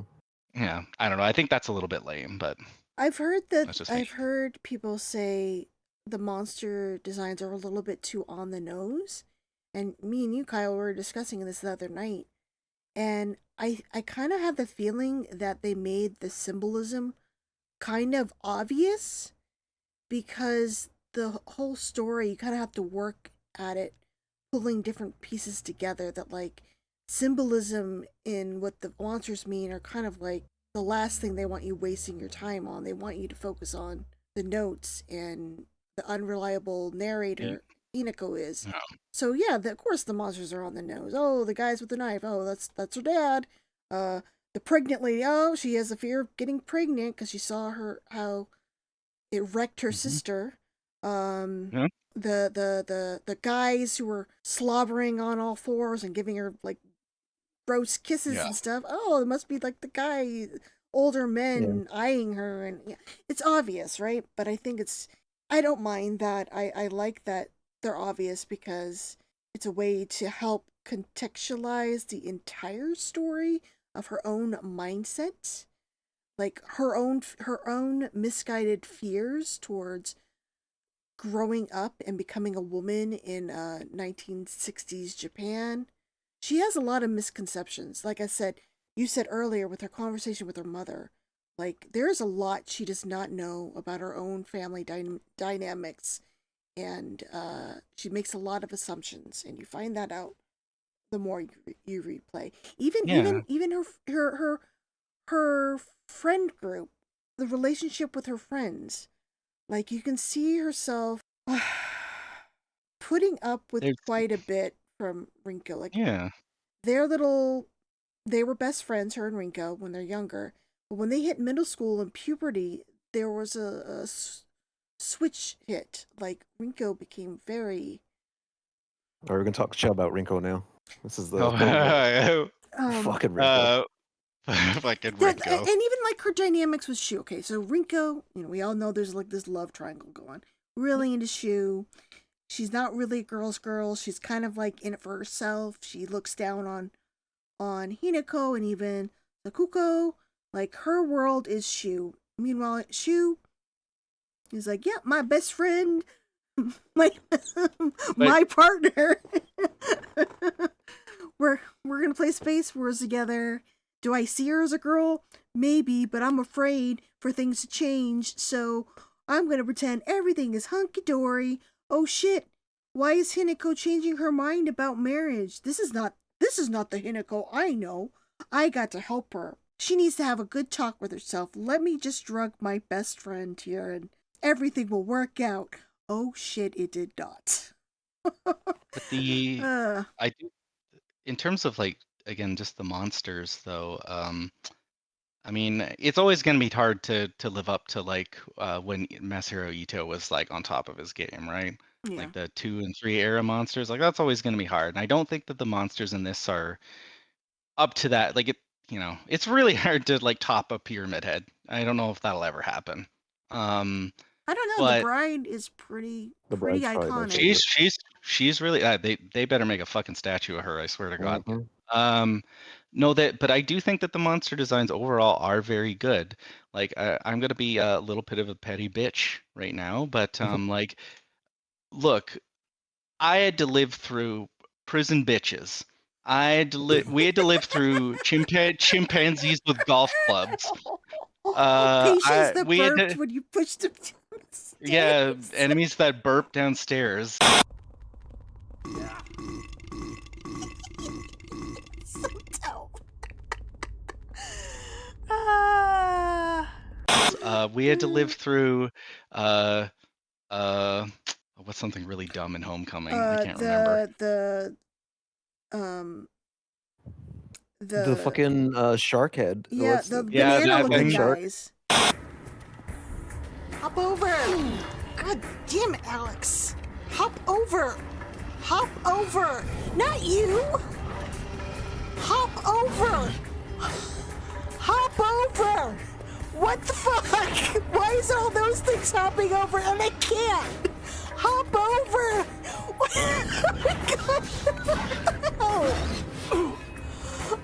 Yeah, Yeah. like again, I know that like that's not saying like we've seen way worse is what I'm saying. Yeah. Like I really again like Ito set a high bar with the second and third games creatures. You know, one thing I'm really He didn't excited design about the did he design? Oh no, I'm thinking the fourth game. Never mind, sorry. the fourth game he didn't, and it shows. Hmm. Yeah, except for the Twin Victim. Twin Victim looks awesome. Everything else though is dumb as fuck. Um, uh, and you know what? Fuck the ghosts too. I hate those fuckers.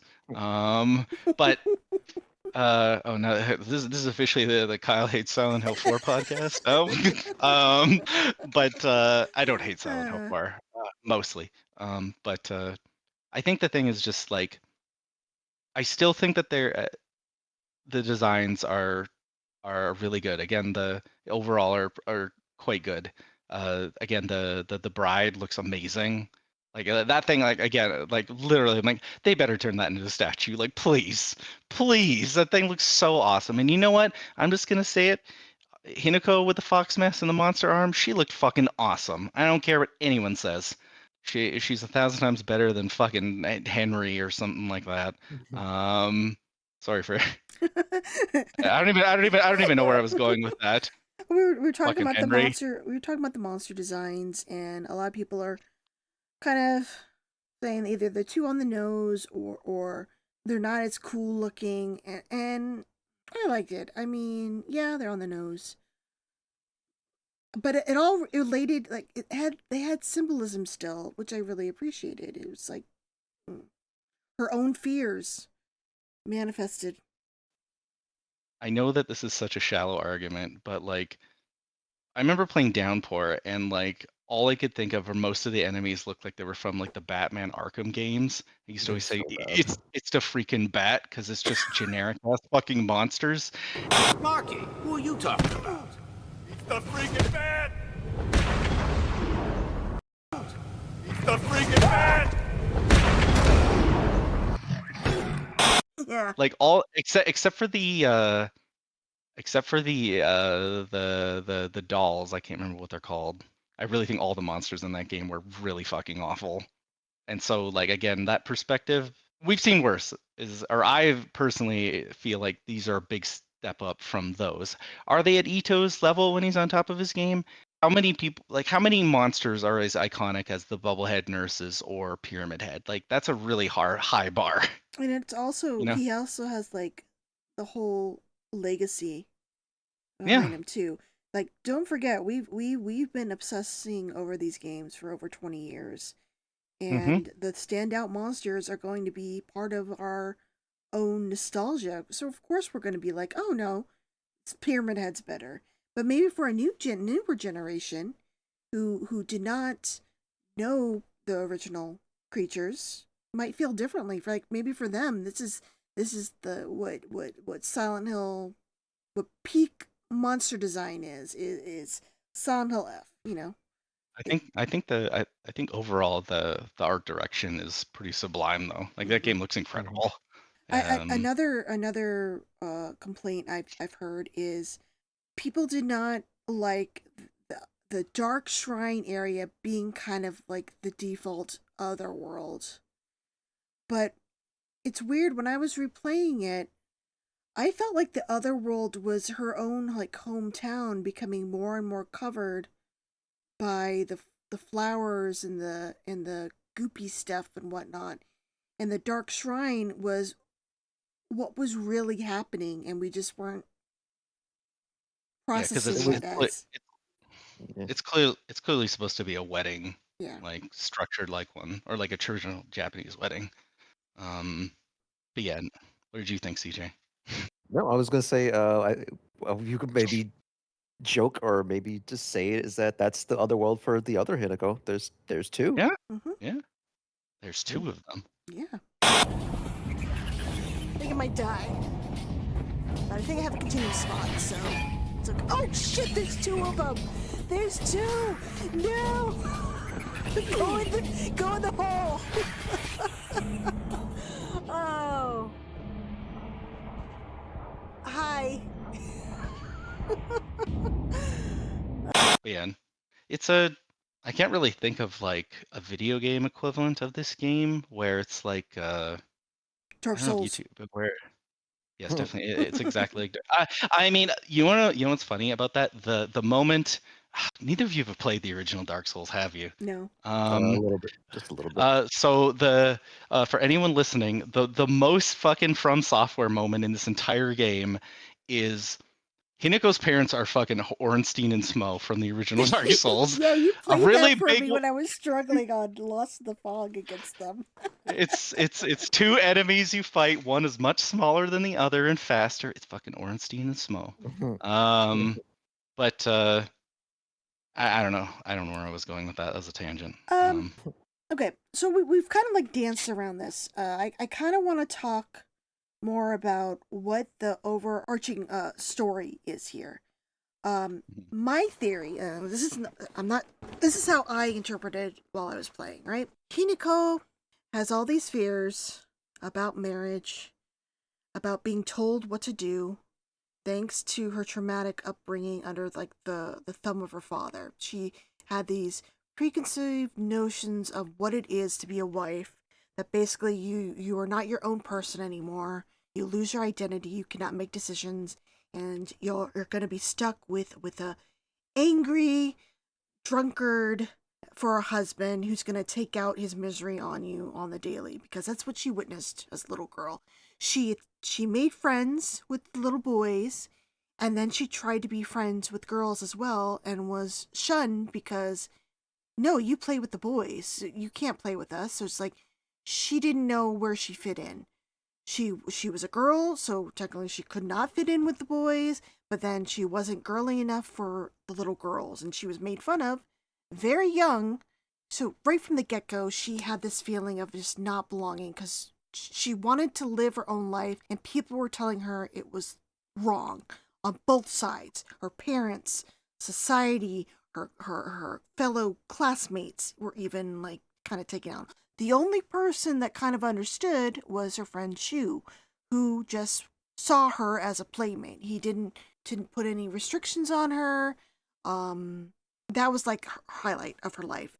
And things took a change. Her life kind of took a change when on the playground she saved a young boy after he was bitten by a fox, and then she proceeded to protect the fox as well from retribution. And this act brought Kodayuki into her life. Like, he became fixated on her because he didn't have a really good life as well. He was the illegitimate son of a really powerful family called the Tsunekis, right? His mother was a maid for that family, and she was very beautiful, very beautiful. And of course, the heir was quite taken with her, and they became lovers. And it wasn't until, I guess, his parents like put their foot down saying, no, you have to get married to this other woman. He made promises to the mother, she was pregnant, that they were going to run away together. Of course, he backed out of it real fast. I have a feeling that he did not want to live without the money. So she was just sort of thrown out She went to go live in Ebisugoka. She was a single mother. She had this child and was like, no, this child's my way back in. Like, he is the true heir. Fuck that bitch who got married. Fuck my old lover. You know, I'm going to get him back into the family. And you see through her own letters, that's like her obsession, her perfect son. You need to be the smartest. You are a prince, essentially. You are above all these people around you. You need to study all day. You need to we're going to get you back in that family. So he was cut off from being a child. He didn't have a childhood. There was a note that made me sad where he's like, talking about Hinako, he's like, I hope like I can just stand outside and I can run into her again so I have an excuse to like play with them. And we learned that he did. He played with Hinako and Shu in their space wars. Yet they both kind of, for some reason, forgot. Well, Mom made shit happen. The heir and his wife died. So who came crawling back? But Grandpa's like, come live with us, Kotoyuki. And then he was taken away as a child to live with the rich ass family. And again, his life was not his own. So like Hinako, he grew up with the same sort of pressures. He did not get a childhood, and he just became fixated on Hinako, and was made to believe that that's the girl he needs to marry because his own like love for her. So he comes back into Hanako's life and makes a proposal for an arranged marriage, his grandfather. And of course, Hanako's parents are like, holy shit. Like, we're in so much debt right now, either because of the friend taking the money or because of Mom's cancer diagnosis and special surgery to help keep her living. That's one of the secret things you learn is that Hanako's father spent a lot of money to keep her mother alive. Like, that's where the true debt is. I don't know if maybe that was a cover story, the friend stealing the money. I don't know if that's the idea you guys got, or maybe it was just two debts back to back. But when this happened, Hanako, they would come in with the what's it called, the dowry type thing, the bride cost. We see Hanako mention in one of her journal entries, or not a journal, but apparently when her sister got married through that arranged marriage, the parents took the money from that to buy a new washing machine. So again, that's where she sees that she's some sort of chattel. She's not her own person making her own decision. She is something her parents can sell to make their life better. So because this dude is super rich from a family, that bride price wipe out the debt. That's why in the argument, you hear the dad yelling and whatnot. We get the first New Game Plus, you hear the context. Hinako should be proud. This will wipe away our debt. We will be in a better place. It works out for everyone. She's going to marry this princely dude, etc., etc. And this is a very tough decision to Hinako. We think that our parents are forcing her, but they actually do give her a choice. They're like, hey, look, this is still your choice. You don't have to. Her father says, I even thought you could make it well with your friend Shu. I thought he was a good match. But, like, it has to be your decision. And she makes a choice of going through with it, even with all her hesitations. And Shu was very surprised by that. This is her longtime friend. He knows her fears. He knows her thoughts about marriage. He's like, this is not my best friend. I need to help her. I don't really feel she's really thought about this through. So he starts trying to help out by slipping some White Claudia, which he found allowed him, like, he took it himself, right? Am I misremembering? He took the White Claudia and he had a conversation with himself, and he feels that Hinako could have the same thing where she has an unfiltered discussion and come to what she really wants. And so I can't remember if he took it. I think he must have. Yeah, in the notes, it made it sound like he was doing. He tested it on himself and assumed it'd be okay to do it to Hinako because he was very taken aback by her decision. We even saw in one of the little past, like, what's the word? Visions into the past in her room. She's hiding all her letters. She exchanged letters with Kotoyuki, and she grew to actually like him. So she was a little bit feeling better about marrying him. She still had her own fears, but she took those letters and she hid them when Shu came into the room, and Shu was just a nosy ass bitch and started reading her letters, and she was pissed when she caught him. So that's where Shu's line of thinking that she's not acting like herself because she agreed. And the wedding, it is the day of the wedding, or the night before the wedding. She still has all these fears about what it means to actually get married. She's very fearful that she is making a mistake, and she's went for a visit back in town, revisiting her parents, saying her goodbyes. It is the night before the wedding, and the actual game plays on the wedding day. And the rituals we're seeing are the wedding rituals. She's going through the fights that we have with Kotoyuki, Shu, and Shu are real arguments that happened during that day. And it's not until the true ending we see the outcome. I see anything post-battle is a what-if scenario. So, what if Hinako continue taking those pills, would end badly for her, and she ends up going crazy and killing everybody in her wedding dress. The good ending, what if Hinako runs off with Shu? Well, she still has unresolved things. She's running away from her problems.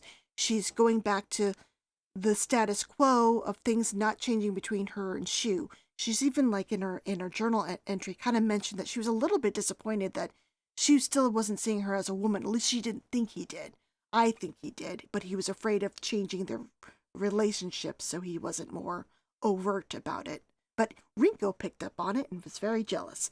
The bad ending, if she goes through with the wedding without expressing her fears and thoughts, she starts hyperventilating, and it's like, no, I just trapped myself in this marriage. What did I do? And having all these regrets. That's where she's screaming, her face screaming on the steps. That's her, like, not dealing with those fears and getting answers for it. But it's not until the true ending where, she talks this all out. Like we learn about Fox Guy's own pressures, and he realizes, like, oh, this is not a happy end for you. You want to make your own decisions. And he takes a step back. He's like, oh, no, I don't want that. I've been pressured from my own family. How do I even truly feel? How do I know if I really truly love you, or was I pressured into thinking this way because I had to become the heir to this family? And they both take a step back and make the decision to reassess themselves and come back when they're a little bit older to see if they feel the same way. And you get the feeling that Hinako's like, yeah, I think when the time comes, I will make the proposal. That will be my choice. And it's really sweet. Like, that's what I loved about it. It was not. All right, Whitney. Now you got to describe all of the supernatural stuff. How it works in parallel.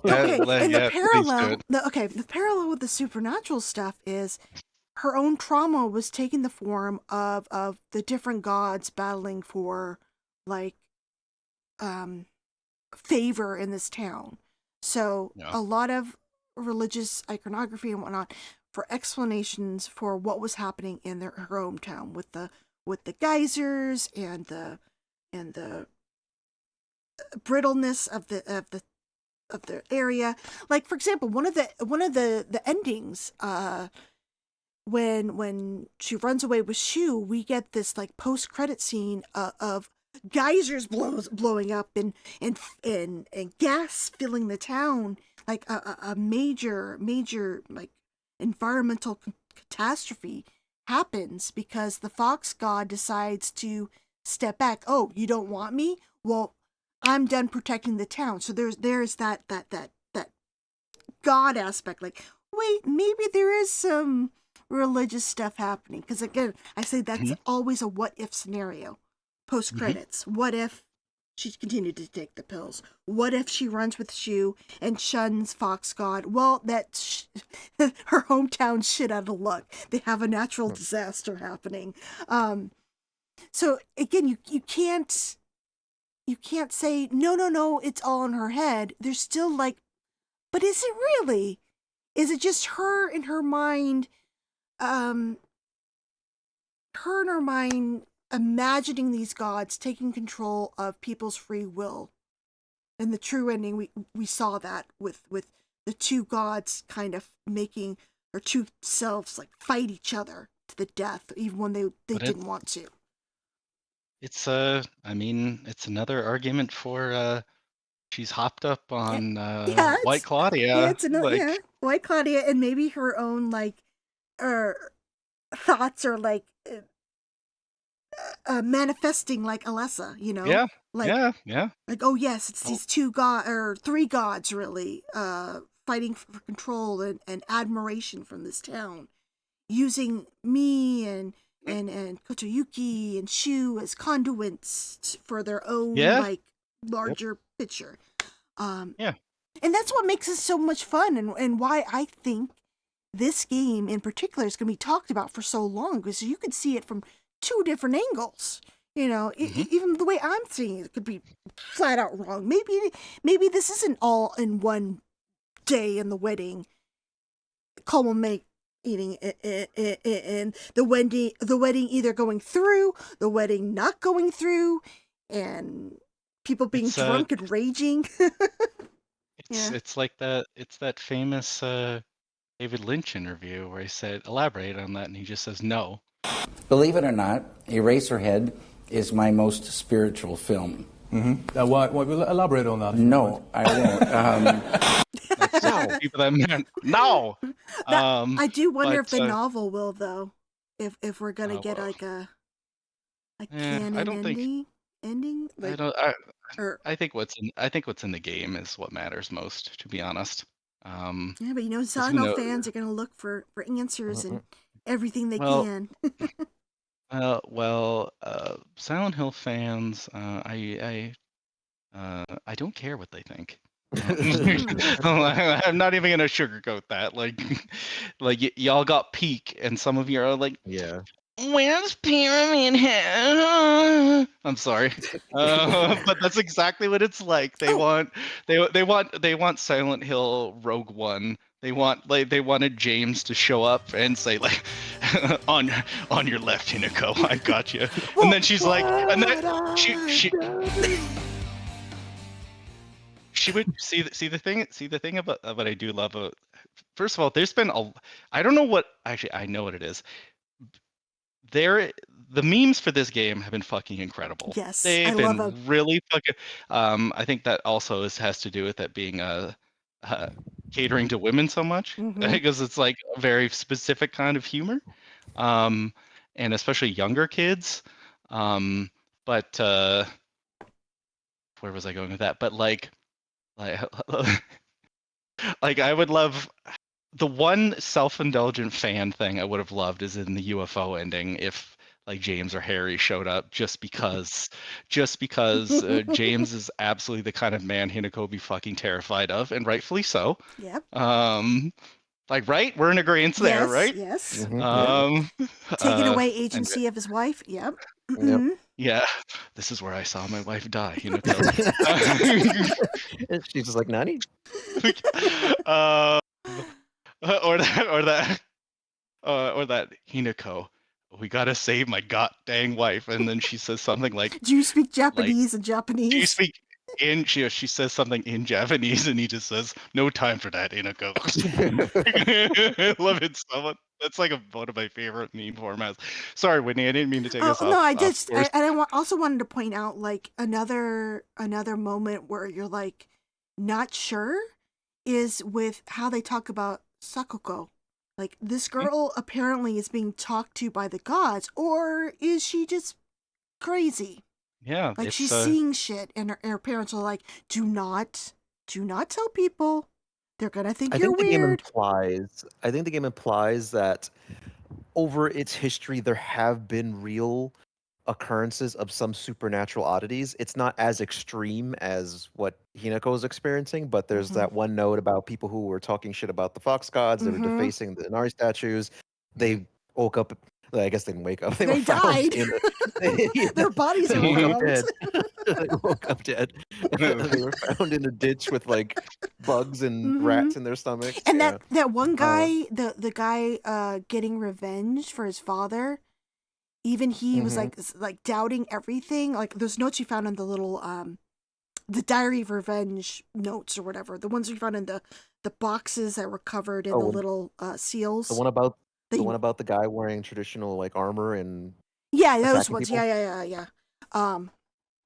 Even he was writing like, I'm feeling bugs in my head, and he ended up dying as well. So yeah, there's like this lingering doubt. Like you cannot just say no, it is God's. No, it isn't God's. It's like a little bit of column A, a little bit of column B. I like that. Yeah. And I wanted to go back to that whole idea that like, did it actually happen? I'm like, I think it happened in the same way like in some of the other games. You can kind of wonder like how much of it really happened in reality and like what's the ultimate, what's the I guess the long term impact, because like no one knows where James ended up. He's just gone. Yeah. So he in the same way, like the town, and that's that stupid that back and forth. That theory is like, is it actually a ghost town with monsters walking around, No. or is it a real town? Exactly, it's a real town. These things are happening in, I don't know, a metaphysical sense in another world. Like it doesn't. It's not. It's not like black or white. It's like it's just mixed. Yeah, the lines are very blurry. Yeah, the lines are blurry. I'm trying to think of an example of like, I mean, what am I thinking? Like the classic examples, they look like monsters to you. Yeah. You come here and enjoy spilling their blood. And listening to them cry out. You feel excited when you step on them and snuff out their lives. Are you talking about the monsters? Monsters?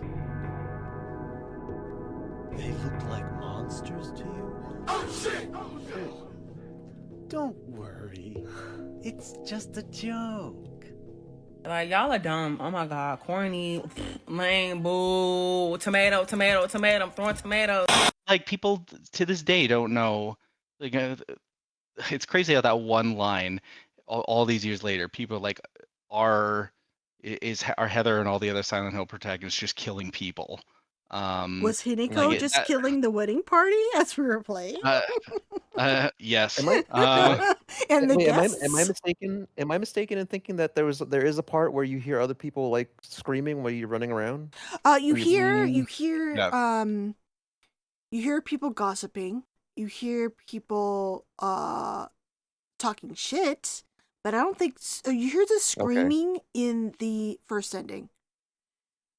Yeah, toward the end. I was wondering if when during she's the running gauntlet in the and first the ending. piles of pills grow as you're running, you hear screaming and whatnot as she's mowing them down with her pipe. I gotta say that's pretty. Or knife, like, excuse me.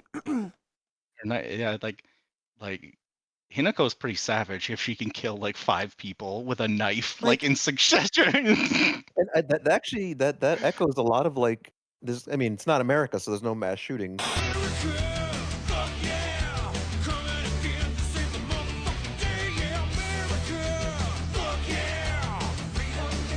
Yeah, it's a Fucking thing. America.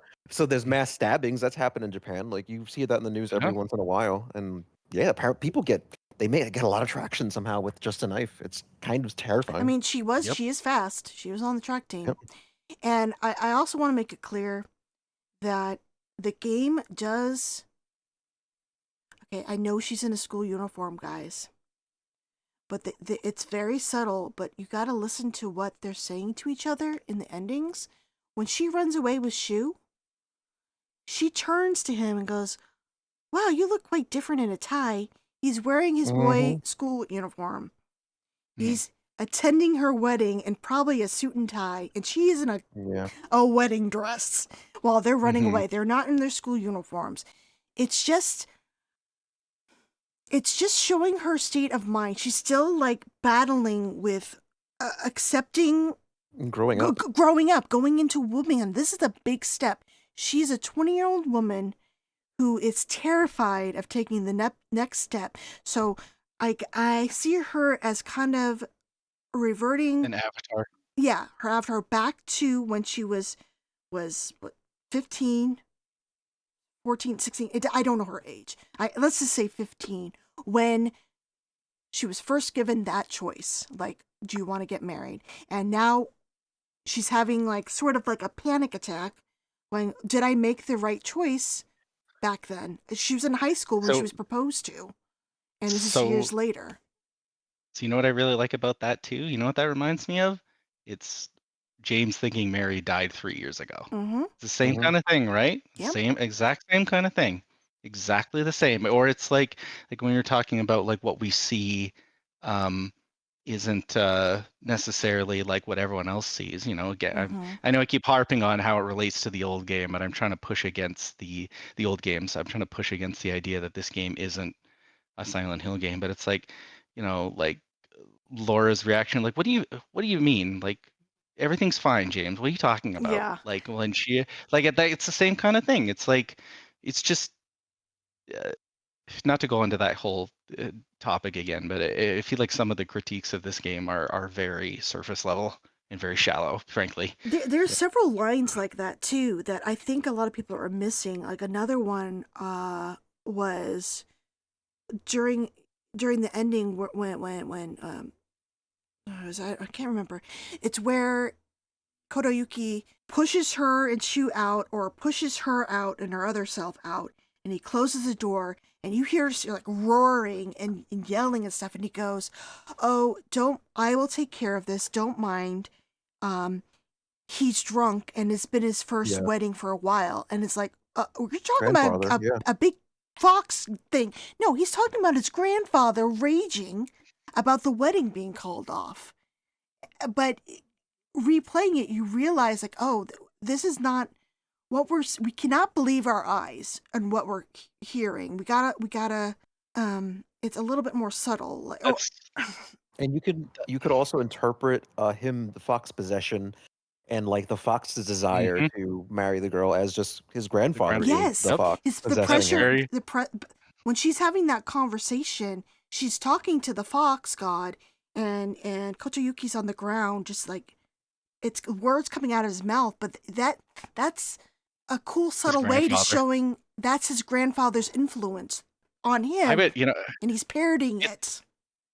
It's really cool. I'm not sure I would even say it's subtle, because it's just like some of the critiques of this game. I'm like, did you all pay attention at all? Like, do you like if I don't know? Hey guys, Kotoyuki and Hinako are the same age. Same age. Same age.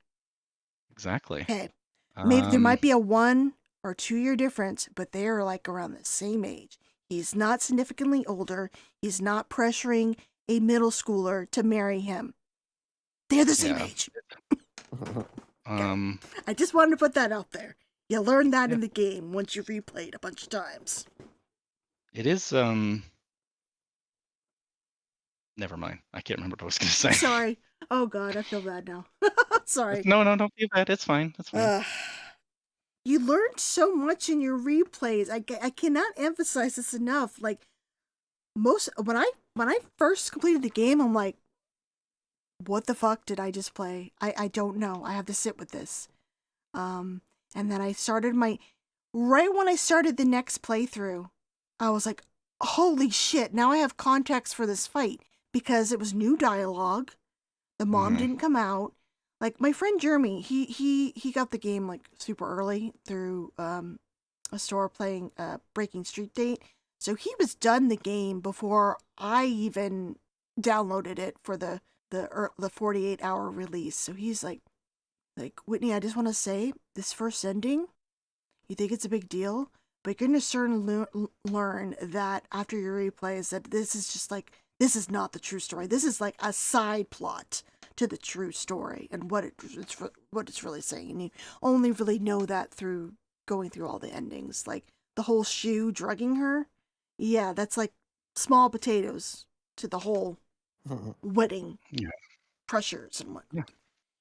And my own replays, I was surprised at how I looked at differently at the characters. Like even Rinko, like I was like, damn, that bitch, she pushed me down the stairs, fuck her, you know? But then you see, like, no, it's like even she realizes like what a horrible person she was in middle school, spreading those rumors and whatnot, and she realizes that it wasn't Hineko's fault, you know? It ties into a greater theme of Reflecting and not maturing. just that, but also like teenage girls can be really nasty to each other. But for a lot of reasons, like societal expectations and whatnot. And I think it's easy to forget. Like like Rinko's a teenager, y'all. It's or yes, Whitney, I know she's not literally a teenager because of the wedding thing. I just mean No. like What her feelings is, yeah. yeah, like when you like she was a kid. Yeah. I was just making a joke there, but yeah, I think there's I don't know, there's a lot to peel back. Like even as we've had this whole conversation, it's like, man, I'll really have to be thinking about it for a while to parse a lot of what happened, because like even when at the start of this, when I was saying like it's White Claudia doing all of it, but then there's evidence like, oh, there was maybe fucked up shit happening here even before there was ever some dude showing up with or some order member or whatever showing up with White Claudia. I mean, she does stop taking the pills to get the other endings. I mean, you could make the argument that she already had enough in her system. It wasn't like she just started taking the pills. She was taking it before the wedding happened. But on the wedding day, she just stopped, and that was giving her a clearer head. She literally said these edibles ain't shit, and then kept going. But it's going to be something that we'll be discussing for a while. It is, and it's not anti-marriage, and it's not anti-having babies or anything like that. Yeah, it's it is. I was kidding. I was like, what? I said, hold up, wait a minute, something ain't right. It's just mainly like it's confronting your own fears and misconceptions, and you don't know everything when you're a child, or even when you're growing up. Like you don't really know your parents. Like they hide shit from you. And one thing I really liked in my replay is when I was in the school, which you guys skipped, I guess, with your replays, but I went to the school again, and there was a classroom that opened up, and we learned about the Fox game, like the wish to, it was like a banned game in the school, and basically you see Hinako play the Fox game with some mannequins, and you get the list of all the characters, her three friends, her parents, and Kodayuki, and you see what's in store for them. So it said like Hinako disappears, missing. Sakoko, heart attack. Shu, hanging or whatever. Rinko, burned to death or whatever. Father, heart attack, I think. Mother, cancer. Kodayuki ends up. I wish I had that. Hold on, let me bring up the note. Make sure I'm getting this right. I mean, do you guys know what I'm talking about? The note I'm talking about? Yeah, I don't know what it's called or anything. Hold on, let me look at a. Okay, come on, Silent Hill Wiki. Don't fail me now. Where's the circumcision? School note. So, what are you trying to look up? I'm sorry. There's a note in the school. The note in the school after the Fox game happens. You walk into the classroom, you turn on the radio, music starts playing, oh, right, the mannequins move, and you're given with how these people are gonna end up in their life. Hold on. Maybe I need to boot up my game. Hinako. maybe we should come back to it. Like, I know sometimes you in the podcast you edit in like your own like supplemental thing. Maybe that would be the best Okay. thing to do. Anyway, I just wanted to point out. I'll put it in later. That you see Kotoyuki gets everything he desires, and Hineko is missing, and the mom is cancer. It's like a clue to her actual like illness diagnosis, and it's also foreshadowing how her friends die in the Dark Shrine area. I just thought it was really neat, like things I picked up, because when my second playthrough, it didn't click for me that Kimi is her mom's name, Kimiko is her mother's name or whatever, because I didn't get those notes in the Shimizu residence talking about the cancer diagnosis and whatnot the first time through. I just thought that was interesting how we were able to learn more about fates of the characters and their own fears. Since you said you mentioned Kimiko, should we mention the thing we learned about all of the girls' names ending with Ko, and Ko? I think, correct me if I'm wrong. Ko is like the same character as woman or something like that.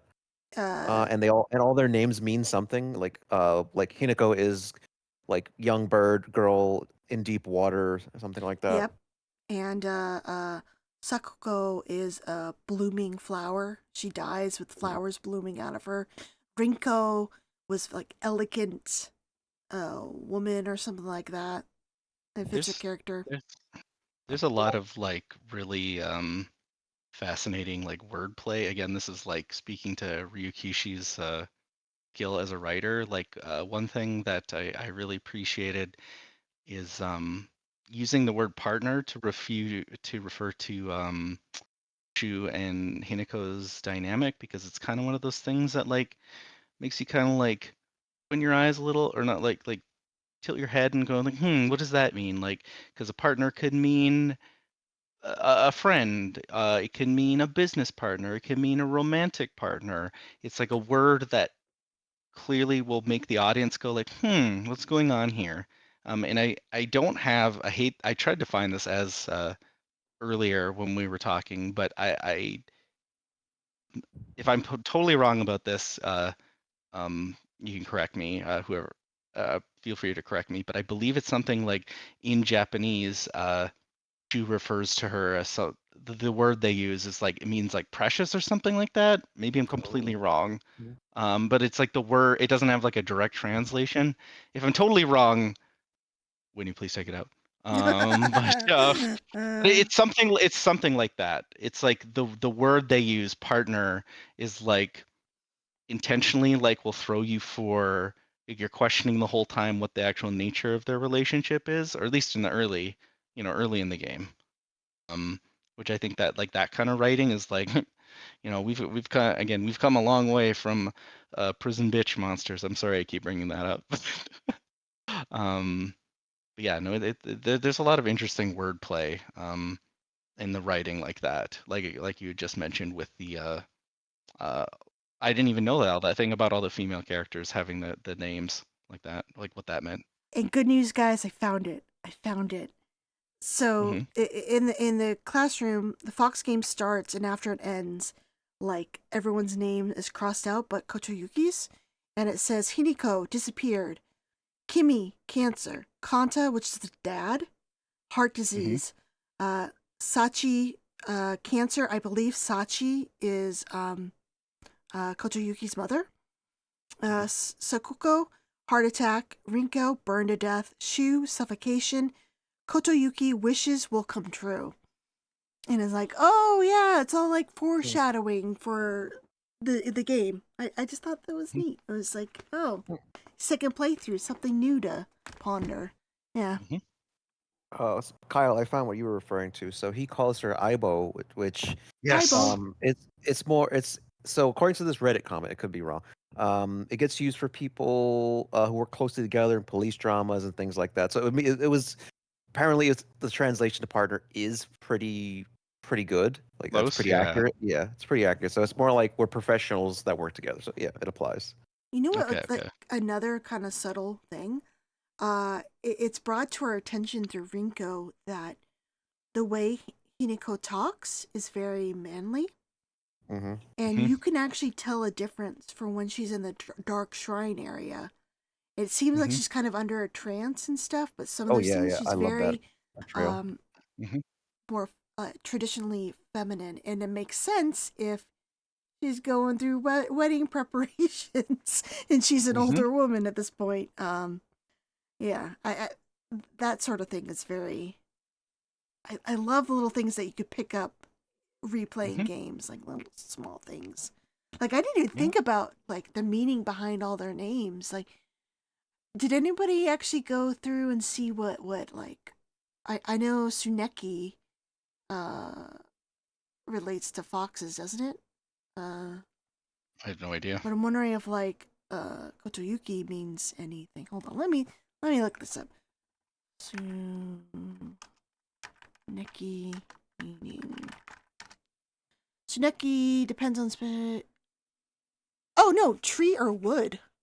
The name could be interpreted as normal tree, ordinary tree, or always tree. Huh. Don't know. Okay, I thought it was like a fox thing, but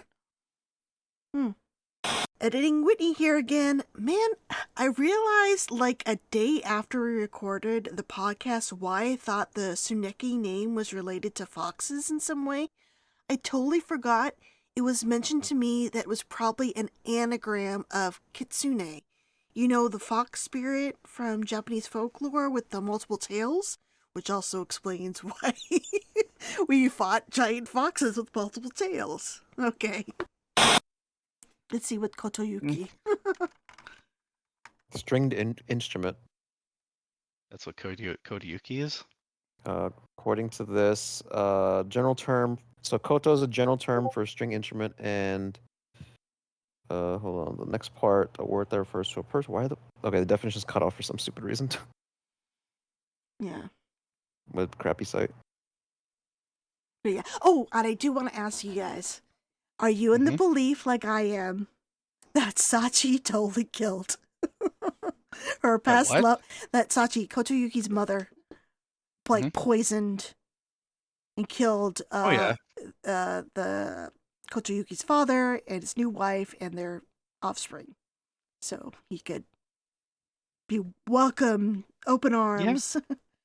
No, 100%. Yeah, I mean that's one of those things that I don't even think is that much interpretation. I don't know. It seemed to go over some people's heads that I've spoken to. Oh well, imagine that. Silent Hill fans talking about this game and making snap judgments or whatever. You know what? Maybe the mom's name is just Kimi. It's not Kimiko. I thought maybe it was a shortened version of her of Kamiko or something like that. But it looks like her name is just Kimi. Is there any like last big points you want to get in here? I do want to say, I really liked how they represented her PTSD in the moment with the knife being thrown at her face by her father right before the battle of her parents. I thought that was like him laughing and being joyous about the wedding that's going to happen and having the knife in hand, and you just see her freaking out because all she remembers is her father like super angry and then taking a knife and just chucking it at her face. I liked that. I thought that was a really cool moment. I don't know if there was like another moment in game that I thought was well. I'm not sure. Nothing's coming to me right at this moment, but it's gonna be a while before a lot of this sinks in. Like oh, the doll, her doll, was a major figure throughout this game, and I liked that there was sort of a tie with she didn't dispose of her doll properly. You know, in their religion with like old tools and stuff, you're supposed to properly say goodbye. She just sort of just discarded the doll after she was refused to play with her friends, and how her doll kind of coming back to haunt her, being, I guess, possessed by the tree spirit or whatever. and working against the fox spirit. I thought that was interesting. That as soon as she like properly said goodbye to the doll she made sure to properly say goodbye to the doll in the true ending. Like she apologized for just sort of discarding her when she was a child. I thought that was a nice tie-in with the religious beliefs as well that you got in the true ending, which is why the doll was possessing Shu, and then later on the doll itself, and you had to battle it, and giving her conflicting messages like don't trust Foxman, but then don't you continue to play with me as you're running up the hill and whatnot. The doll started to turn on her, and it might be a connection to that. I did find it interesting that it was a Caucasian doll. I'm wondering if that had to do with American occupation after World War II. I don't think that's like. I'm not sure that's an overt thing. Maybe. I don't know. I really it wouldn't could know. have been. It could be because it maybe like the production of toys like that were coming from America. Yeah. So she ended like up getting one. porcelain baby doll. Like they said, a celluloid doll. I mean, yeah, we've all seen, at least Barbie's just being a good example. Like a lot of those kind of toys, they are predominantly, racially white. White, yeah. You can just say it. Yeah. No, it's true. I don't know. Maybe. Yeah. I wouldn't know. I also like how this game is about Hinako kind of breaking the cycle of abuse too. Like both her and her intended suffered from extreme abuse. Like hers was physical, and Kotoyuki was emotional and mental abuse. Like he had to be this perfect little person for his mother, who was obsessed with getting back into the family. And it was interesting that they decided that no, we are going to tell the parents to back off, or grandfather and my parents to back off. We'll make our own choices and come back together at a later time.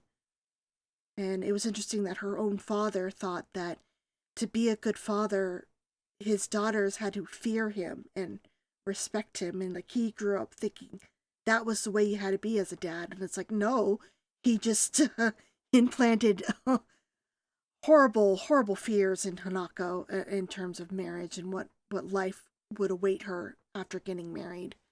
So I thought that was interesting. Breaking the cycle of abuse. No, I agree. Totally. And we don't even get an ending. We don't even know if they end up together. It's just like it's something for you to ponder. We don't get an answer. That'll be in the DLC. Yeah, DLC. We don't get that in Silent Hill anymore. I know. I already asked October to produce us some DLC art. Oh, nice. Of? You'll see. It's in the chat. Like, so, is there any like big last broad things we haven't talked about? We talked about the combat. We talked about the ties to the old games. We talked about the themes, the back and forth, with whether it's really happening or if it's all in Hinako's head. Okay, there is something I want to bring up. I want to say this is a gorgeous game. The voice acting, very good. I do want to mention that.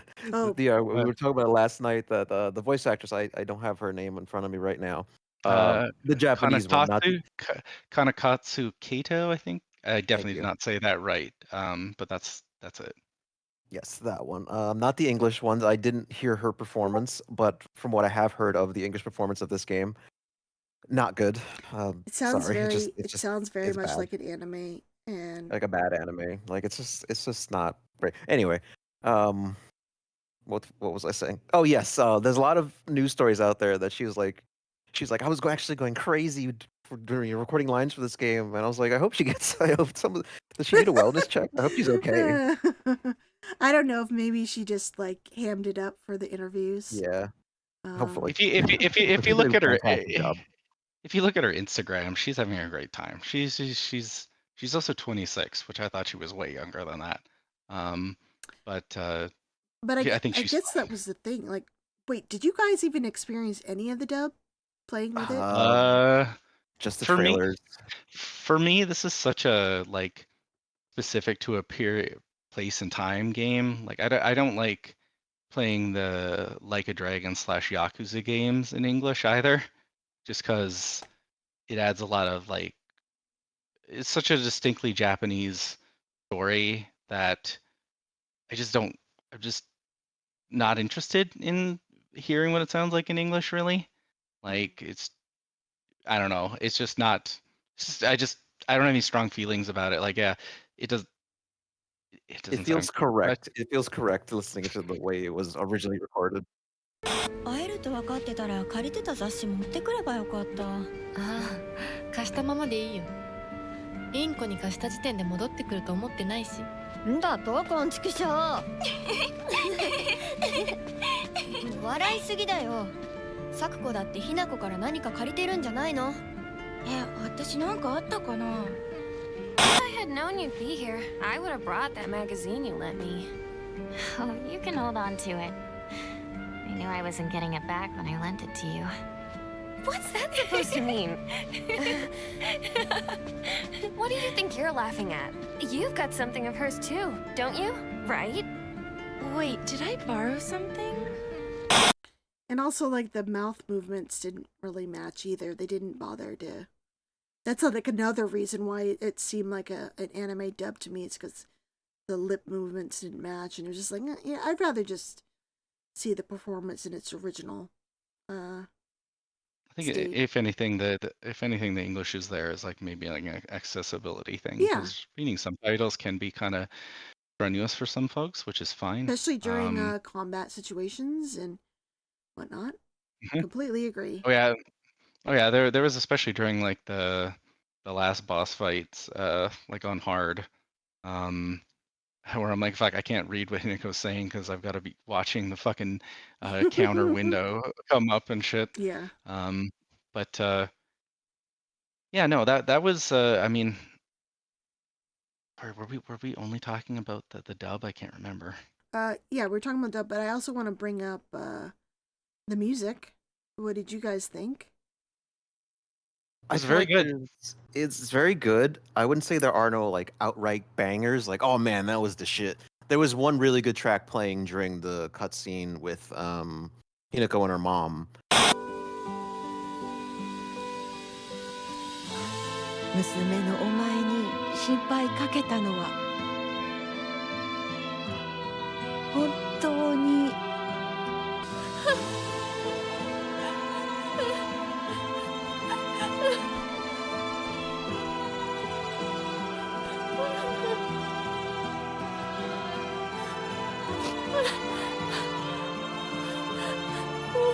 That was really it really sold the scene. It was very emotional. That was a really good track.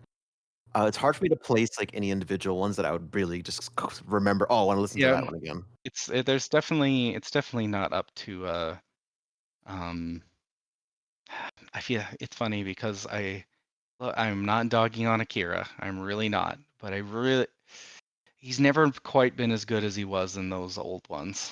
Never quite, in my opinion. Like even like I feel like the last truly great soundtrack he put out for me personally was like the Homecoming one, funnily enough. Yeah, that has some banger tracks.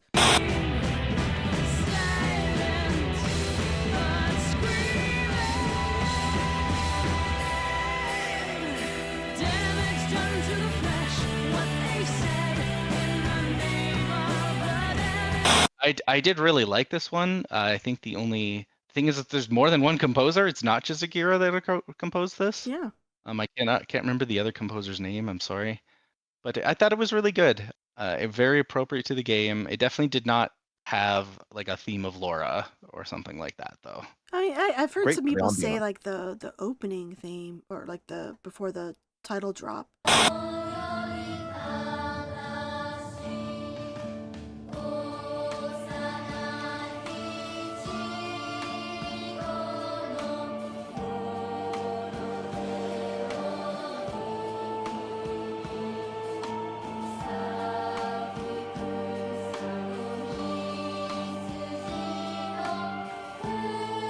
Oh yeah, a lot of the vocal tracks were actually fucking awesome. You're totally right. I Yeah. forgot about Yeah. those.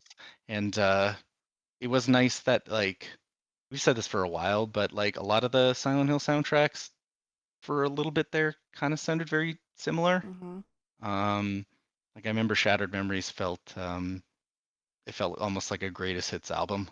And it's funny you 'Cause mentioned that because that I did hear, like, when I was playing it, I was like, oh, this sounds like a Shattered Memories a bit. Or, oh, this sounds like a Silent Hill 2. Now, the high pitched, like, kind of wail of this track really reminds me of Akira's work in Silent Hill 2. Like, in the hospital, when it first turns to the other world in the original game, the original version, it has this, like, sound to it. Type of, I was getting like moments of that, but it wasn't like Shattered Memories. I don't know. Maybe it was because of the inclusion of like more of a Japanese folk music. Did you hear about the track that plays during the 100% ending though? I cannot I'm not remember sure it. what that is. Well, if you get every collectible and you complete everything in the game, Oh. you do fight Pyramid Head.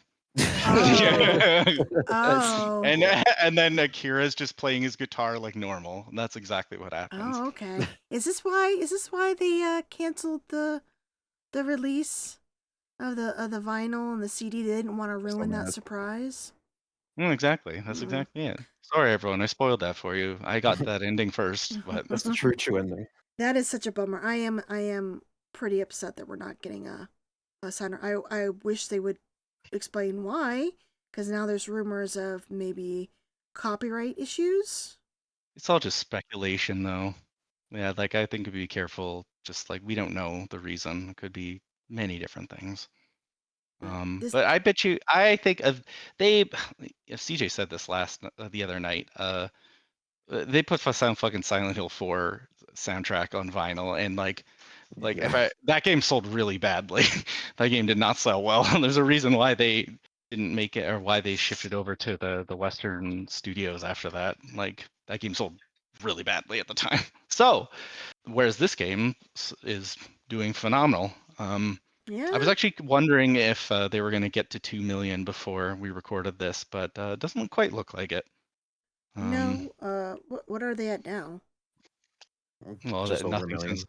Yeah. Well, is it Silent Hill 2 hit 2 million now? Silent Hill 2.5 million. 2.5, yeah. I think it will sell. I think it will at least sell that eventually. It definitely was the fastest selling Silent Hill game to date, which is very heartening. It's like, I feel like we're in our, like with Resident Evil, they had their renaissance with like 7. When that came out, it came back to like, they had 6, Resident Evil 6 was, did not like that one. And then when 7 came out, it was like, oh yeah, this is great. Like back to the roots, you know, a smaller location and a more personal story. And it feels like we're getting that right now. We're having our moment with these games. We've got Silent Hill 2. We've got Townfall. What was it? I always forget the Townfall. Yes, Townfall. We've got Silent Hill F, and no other Silent Hill games of recent memory. 0. Just these 3 fantastic experiences. Yeah. I'm kidding. The short message was decent, and there's no other ones after that or before that one. Yeah. Well, 0. Townfall, we still don't know much about it. It's apparently going to be more. That was an Ascension joke, by the way. Yeah, I knew. I was waiting for it. I knew. Okay, we're getting into the silly stage, so we should end this, or we should not end this, but we need to end, like, you know, like how we need to have silly notes. It's like it's like a throwback to when we used to do this during, and when he's like, why am I on a podcast with these people? But like okay, so like we're looking for more ties to the old Silent Hill games, right? This is what the fans want, you guys. Yep. This is what they are owed this for like 15 consecutive years, posting every picture of fog on the subreddit and saying, well, what does it remind me of?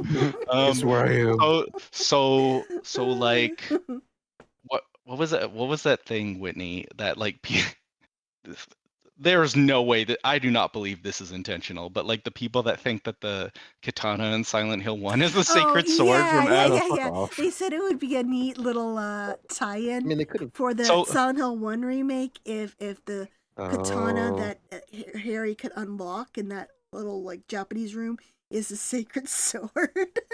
The what That's an Easter egg.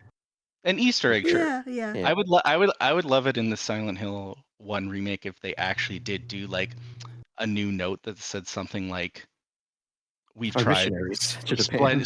not specifically to Japan, just like we have tried spreading this thing around to other places. That would be kind of fun. Yeah. You know? It's vague and opaque, but really what I wanted to get to is what if we just like we're after all these years, we're giving the people what they want. What they clearly want after this game, the people that don't like it, is we're finally going to do basically like the homecoming end game Oh God. ending. But in this one, all the Silent Hill protagonists are just like, you know, clearly they all just hang out in Silent Hill. They're just hanging out. And then suddenly something's coming. It turns out it's the return of Pyramid Head. Somehow Pyramid Head has returned. And they're all really worried because they're like all standing up on the hill watching. They're like, oh fuck, Pyramid Head's back again. Like what are we gonna do, guys? And Pyramid Head's about to send out his henchmen, and they all get cut down suddenly. What are his henchmen called? And it's don't worry about it. And they're out of nowhere. There's a mysterious woman with a sword, and it's just Hinako in the present day. But she's basically Future Trunks from Dragon Ball Z. She's there to stop Pyramid Head before he fucks things up. And she has been spent all the first of all, man, the rest of Silent Hill's lucky that she's like on the other side of the ocean, because Jesus Christ, she's a murder ball. She fucking kills everything. There's a reason why I think Yuki wants to be a wife guy, a male wife to her. She confronts Pyramid Head with like her sacred sword versus his great sword. Oh and my like goodness. she's like, and she looks him through the triangle, and she's like, tell me, do you bleed? And then they just fight. And then they basically have the fight between Sephiroth and Cloud and Advent Children, and she beats him because of course she has a higher power level than Pyramid Head. Yeah. And then he says, I will never be a memory. And then that's how the next game ends. And then What I've Done plays. Yeah, What I've Done. Yeah, exactly. And then all the Silent Hill protagonists are like, yeah, Hinako. And then she's just like, congratulations. And then she scowls at James because she knows what he's about. She just stabs exactly. him. Man, Hinako would fucking hate Eddie. Jesus. Oh yeah. Just realized. she would like Mary. She would get along with everyone. Her and Heather would get along really well, right? Yep. Yeah, they're melee girls. Great. And then Hinako would be like, I really wish I had your dad, Heather. Oh, and that's something we didn't actually bring up was there was no firearms. Did you guys find that a hindrance? No. I didn't even mind the weapon durability all too much either. And usually I'm against it. I'm like, that's kind of frustrating, but it was fine. There were They balanced it times okay. my first playthrough was like, man, I wish I had a gun. Stupid pregnant ladies, I could like stand back and just shoot you from the distance. They showed they actually both Silent Hill 2 remake and Silent Hill F fucked up the unlockable goofy weapon. I guess no, there was a lightsaber in this again, but like maybe they could have given her like a Quake like triple rocket launcher type of weapon. Oh god, or that like would a lightning gun. They or have like the ray gun. They have Shoes ray gun. Yeah. All right, fuck. I actually thought that was going to be a weapon that you So get did from the I. I was UFO. hoping. So I was surprised it was just like a lightsaber. But maybe it would have been too difficult to just have a completely different sort of combat animation with a ray gun. I was convinced we were going to get a ray gun, but that didn't happen. I've said this to many times in out of this podcast, but I do think that they should have done a joke ending where Kodayuki's like he's like, it all went according to plan, Miss Gillespie, and she turns around and it's fucking 20-year-old Dahlia was behind it all. There's your fan service slot piggies. Actually, I would love that. Actually, that would be great. We wouldn't be able to recognize her because she's like 40 years younger or whatever. Oh 20 years god, younger, whatever. that would have been hilarious. I think she's in her 40s in Silent Hill 1. Okay, so she'd be like 40. what? Yeah, Maybe 20. even not even 20. Yeah. Okay, so there's just this is random white teenage girl hanging out in Japan. Audioki's like, but that's what it needed to be a real Silent Hill game. It needed more of that. We need. It's just such a shame. They were so close. I They could have know. just had. They could have just had. You know what would have made it perfect? If we got in some like a circumcision theory. Maybe that's why. No. Kodayuki's circumcision DLC. Uh-huh. No. No. Maybe that's really where Hinako's dad's rage came from. Oh. Oh god. Jesus Christ. You know, I just we should say the UFO ending in this was pretty good though. Yeah, I do think it was it was fun. pretty It had a cute. cool song at the end too. Mira is still fucking shit up. Hell yeah, there's our connection. They should Mira. have had a Shiba mask. Like instead of a fox mask, with a Shiba mask. I mentioned that. I wish we had like a Shiba outfit instead of a Robbie too. Like a prototype princess outfit. Princess Heart. Yeah, Princess Heart with the Shiba instead. Yeah, that would have been exactly. fun. They really should have. I don't know. The remake had this problem too, where it's just like, what happened to like unlockable silly stuff in? Yeah, all the kind of costumes games? are like pretty limited. Is it because it's just Her arm, like her Yeah. other self, maybe. maybe it would Although, be too but then difficult? the can't. Who knows? It's just kind of like a shame. It's not relegated to just Silent Hill either. A lot of games just don't do that kind of thing anymore. Usually because they can just sell them.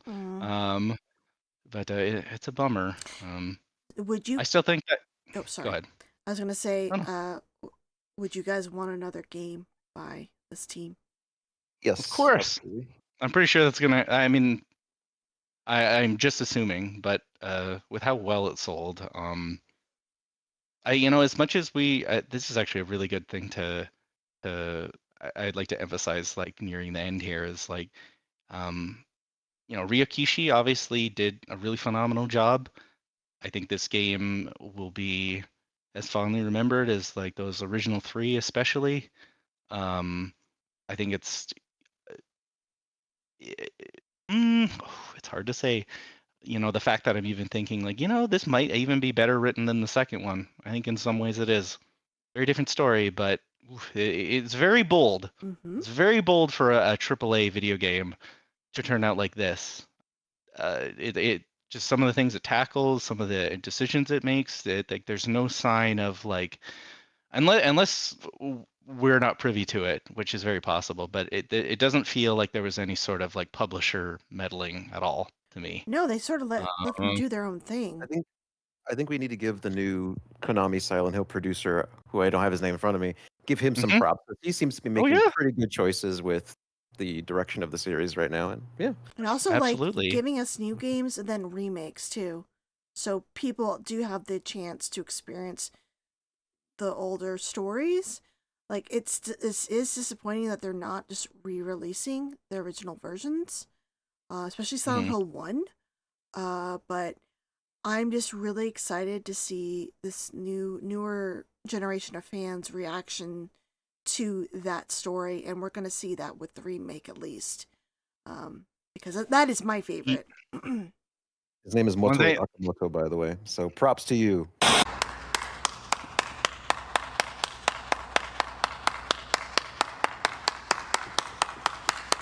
Yeah, you're doing a good job. Well, I think one thing though I did want to say the one thing that I think we also need to give props to is Neobards. I think the art direction for this game is really phenomenal. Despite what people say about the combat, it's still the best combat in the series. I'm sorry, guys. I'm sorry. Yeah, that it's just a fact. I think the game turned out even. I had really lofty expectations, but I think it turned out even better.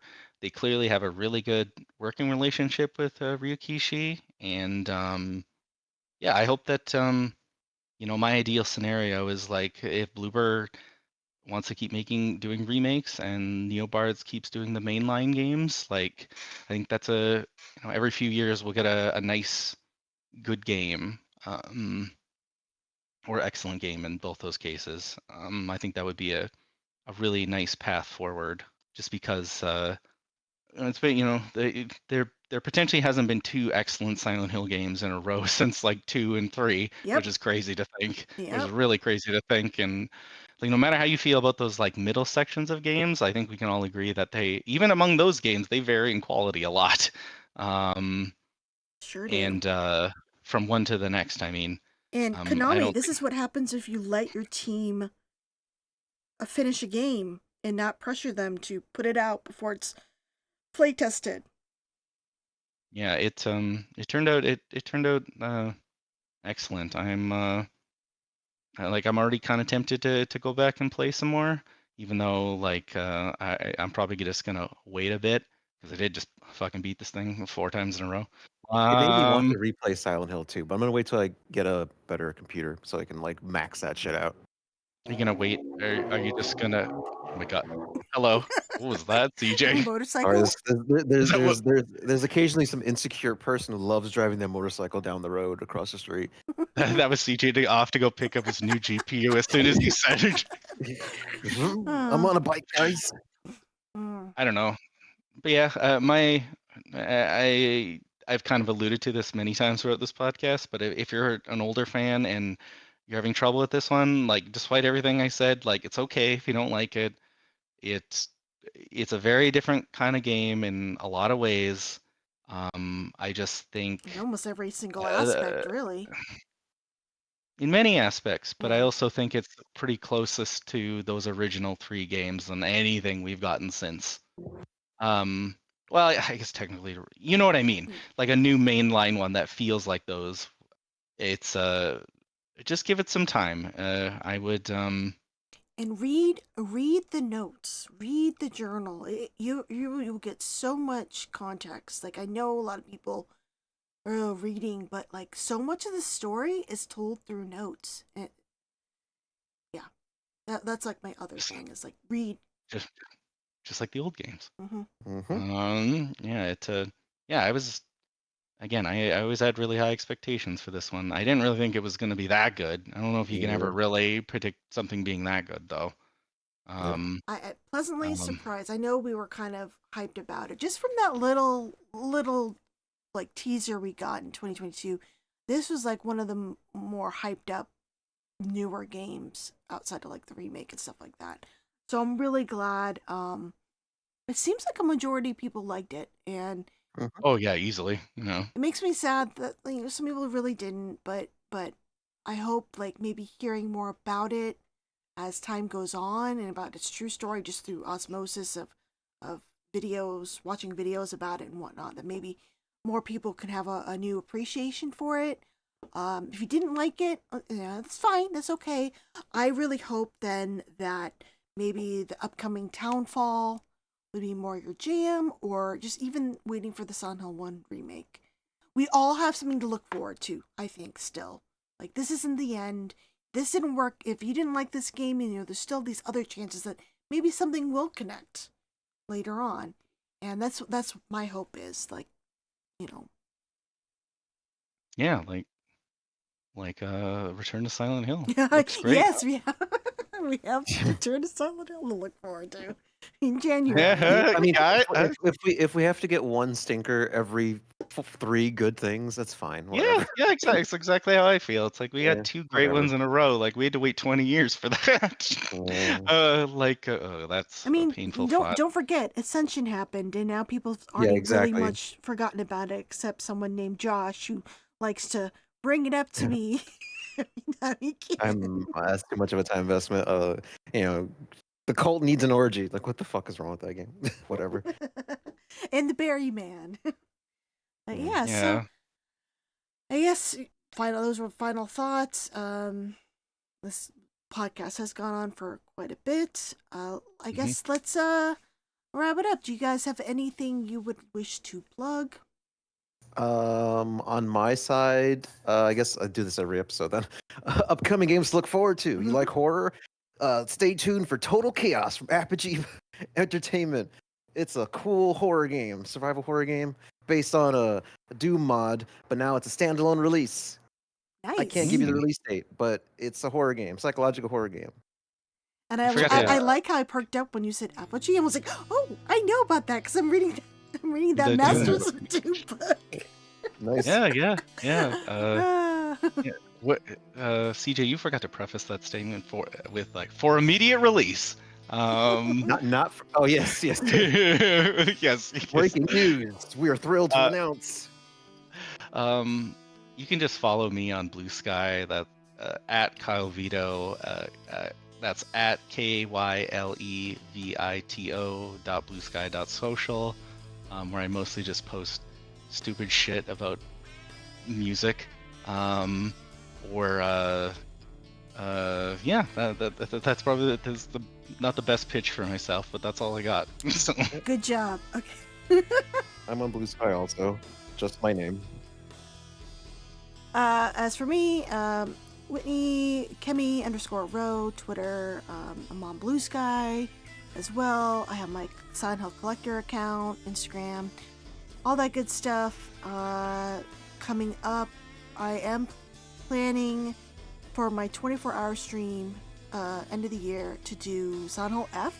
I'm going to do the true ending run, and I'm going to attempt to do it on Lost in the Fog as well. I figured that would stretch out the time it takes me to defeat it. It should be a good time. Hopefully post about that sometime in November, December. Yeah. All right. Cool. Good game. I think we're in all agreement. I hope my listeners, I hope you enjoyed your time in Ebisugoika. If not, I hope the next Silent Hill game will be more of your taste. Thanks all for listening, and speak to you all again real soon. Bye, everybody. Goodbye. Bye. Voices in Static, the podcast of the Silent Hill fan site, SilentHillHistoricalSociety.com, was recorded and edited by me, Whitney Chavis. I want to give a big thanks to all my guests and you guys for listening.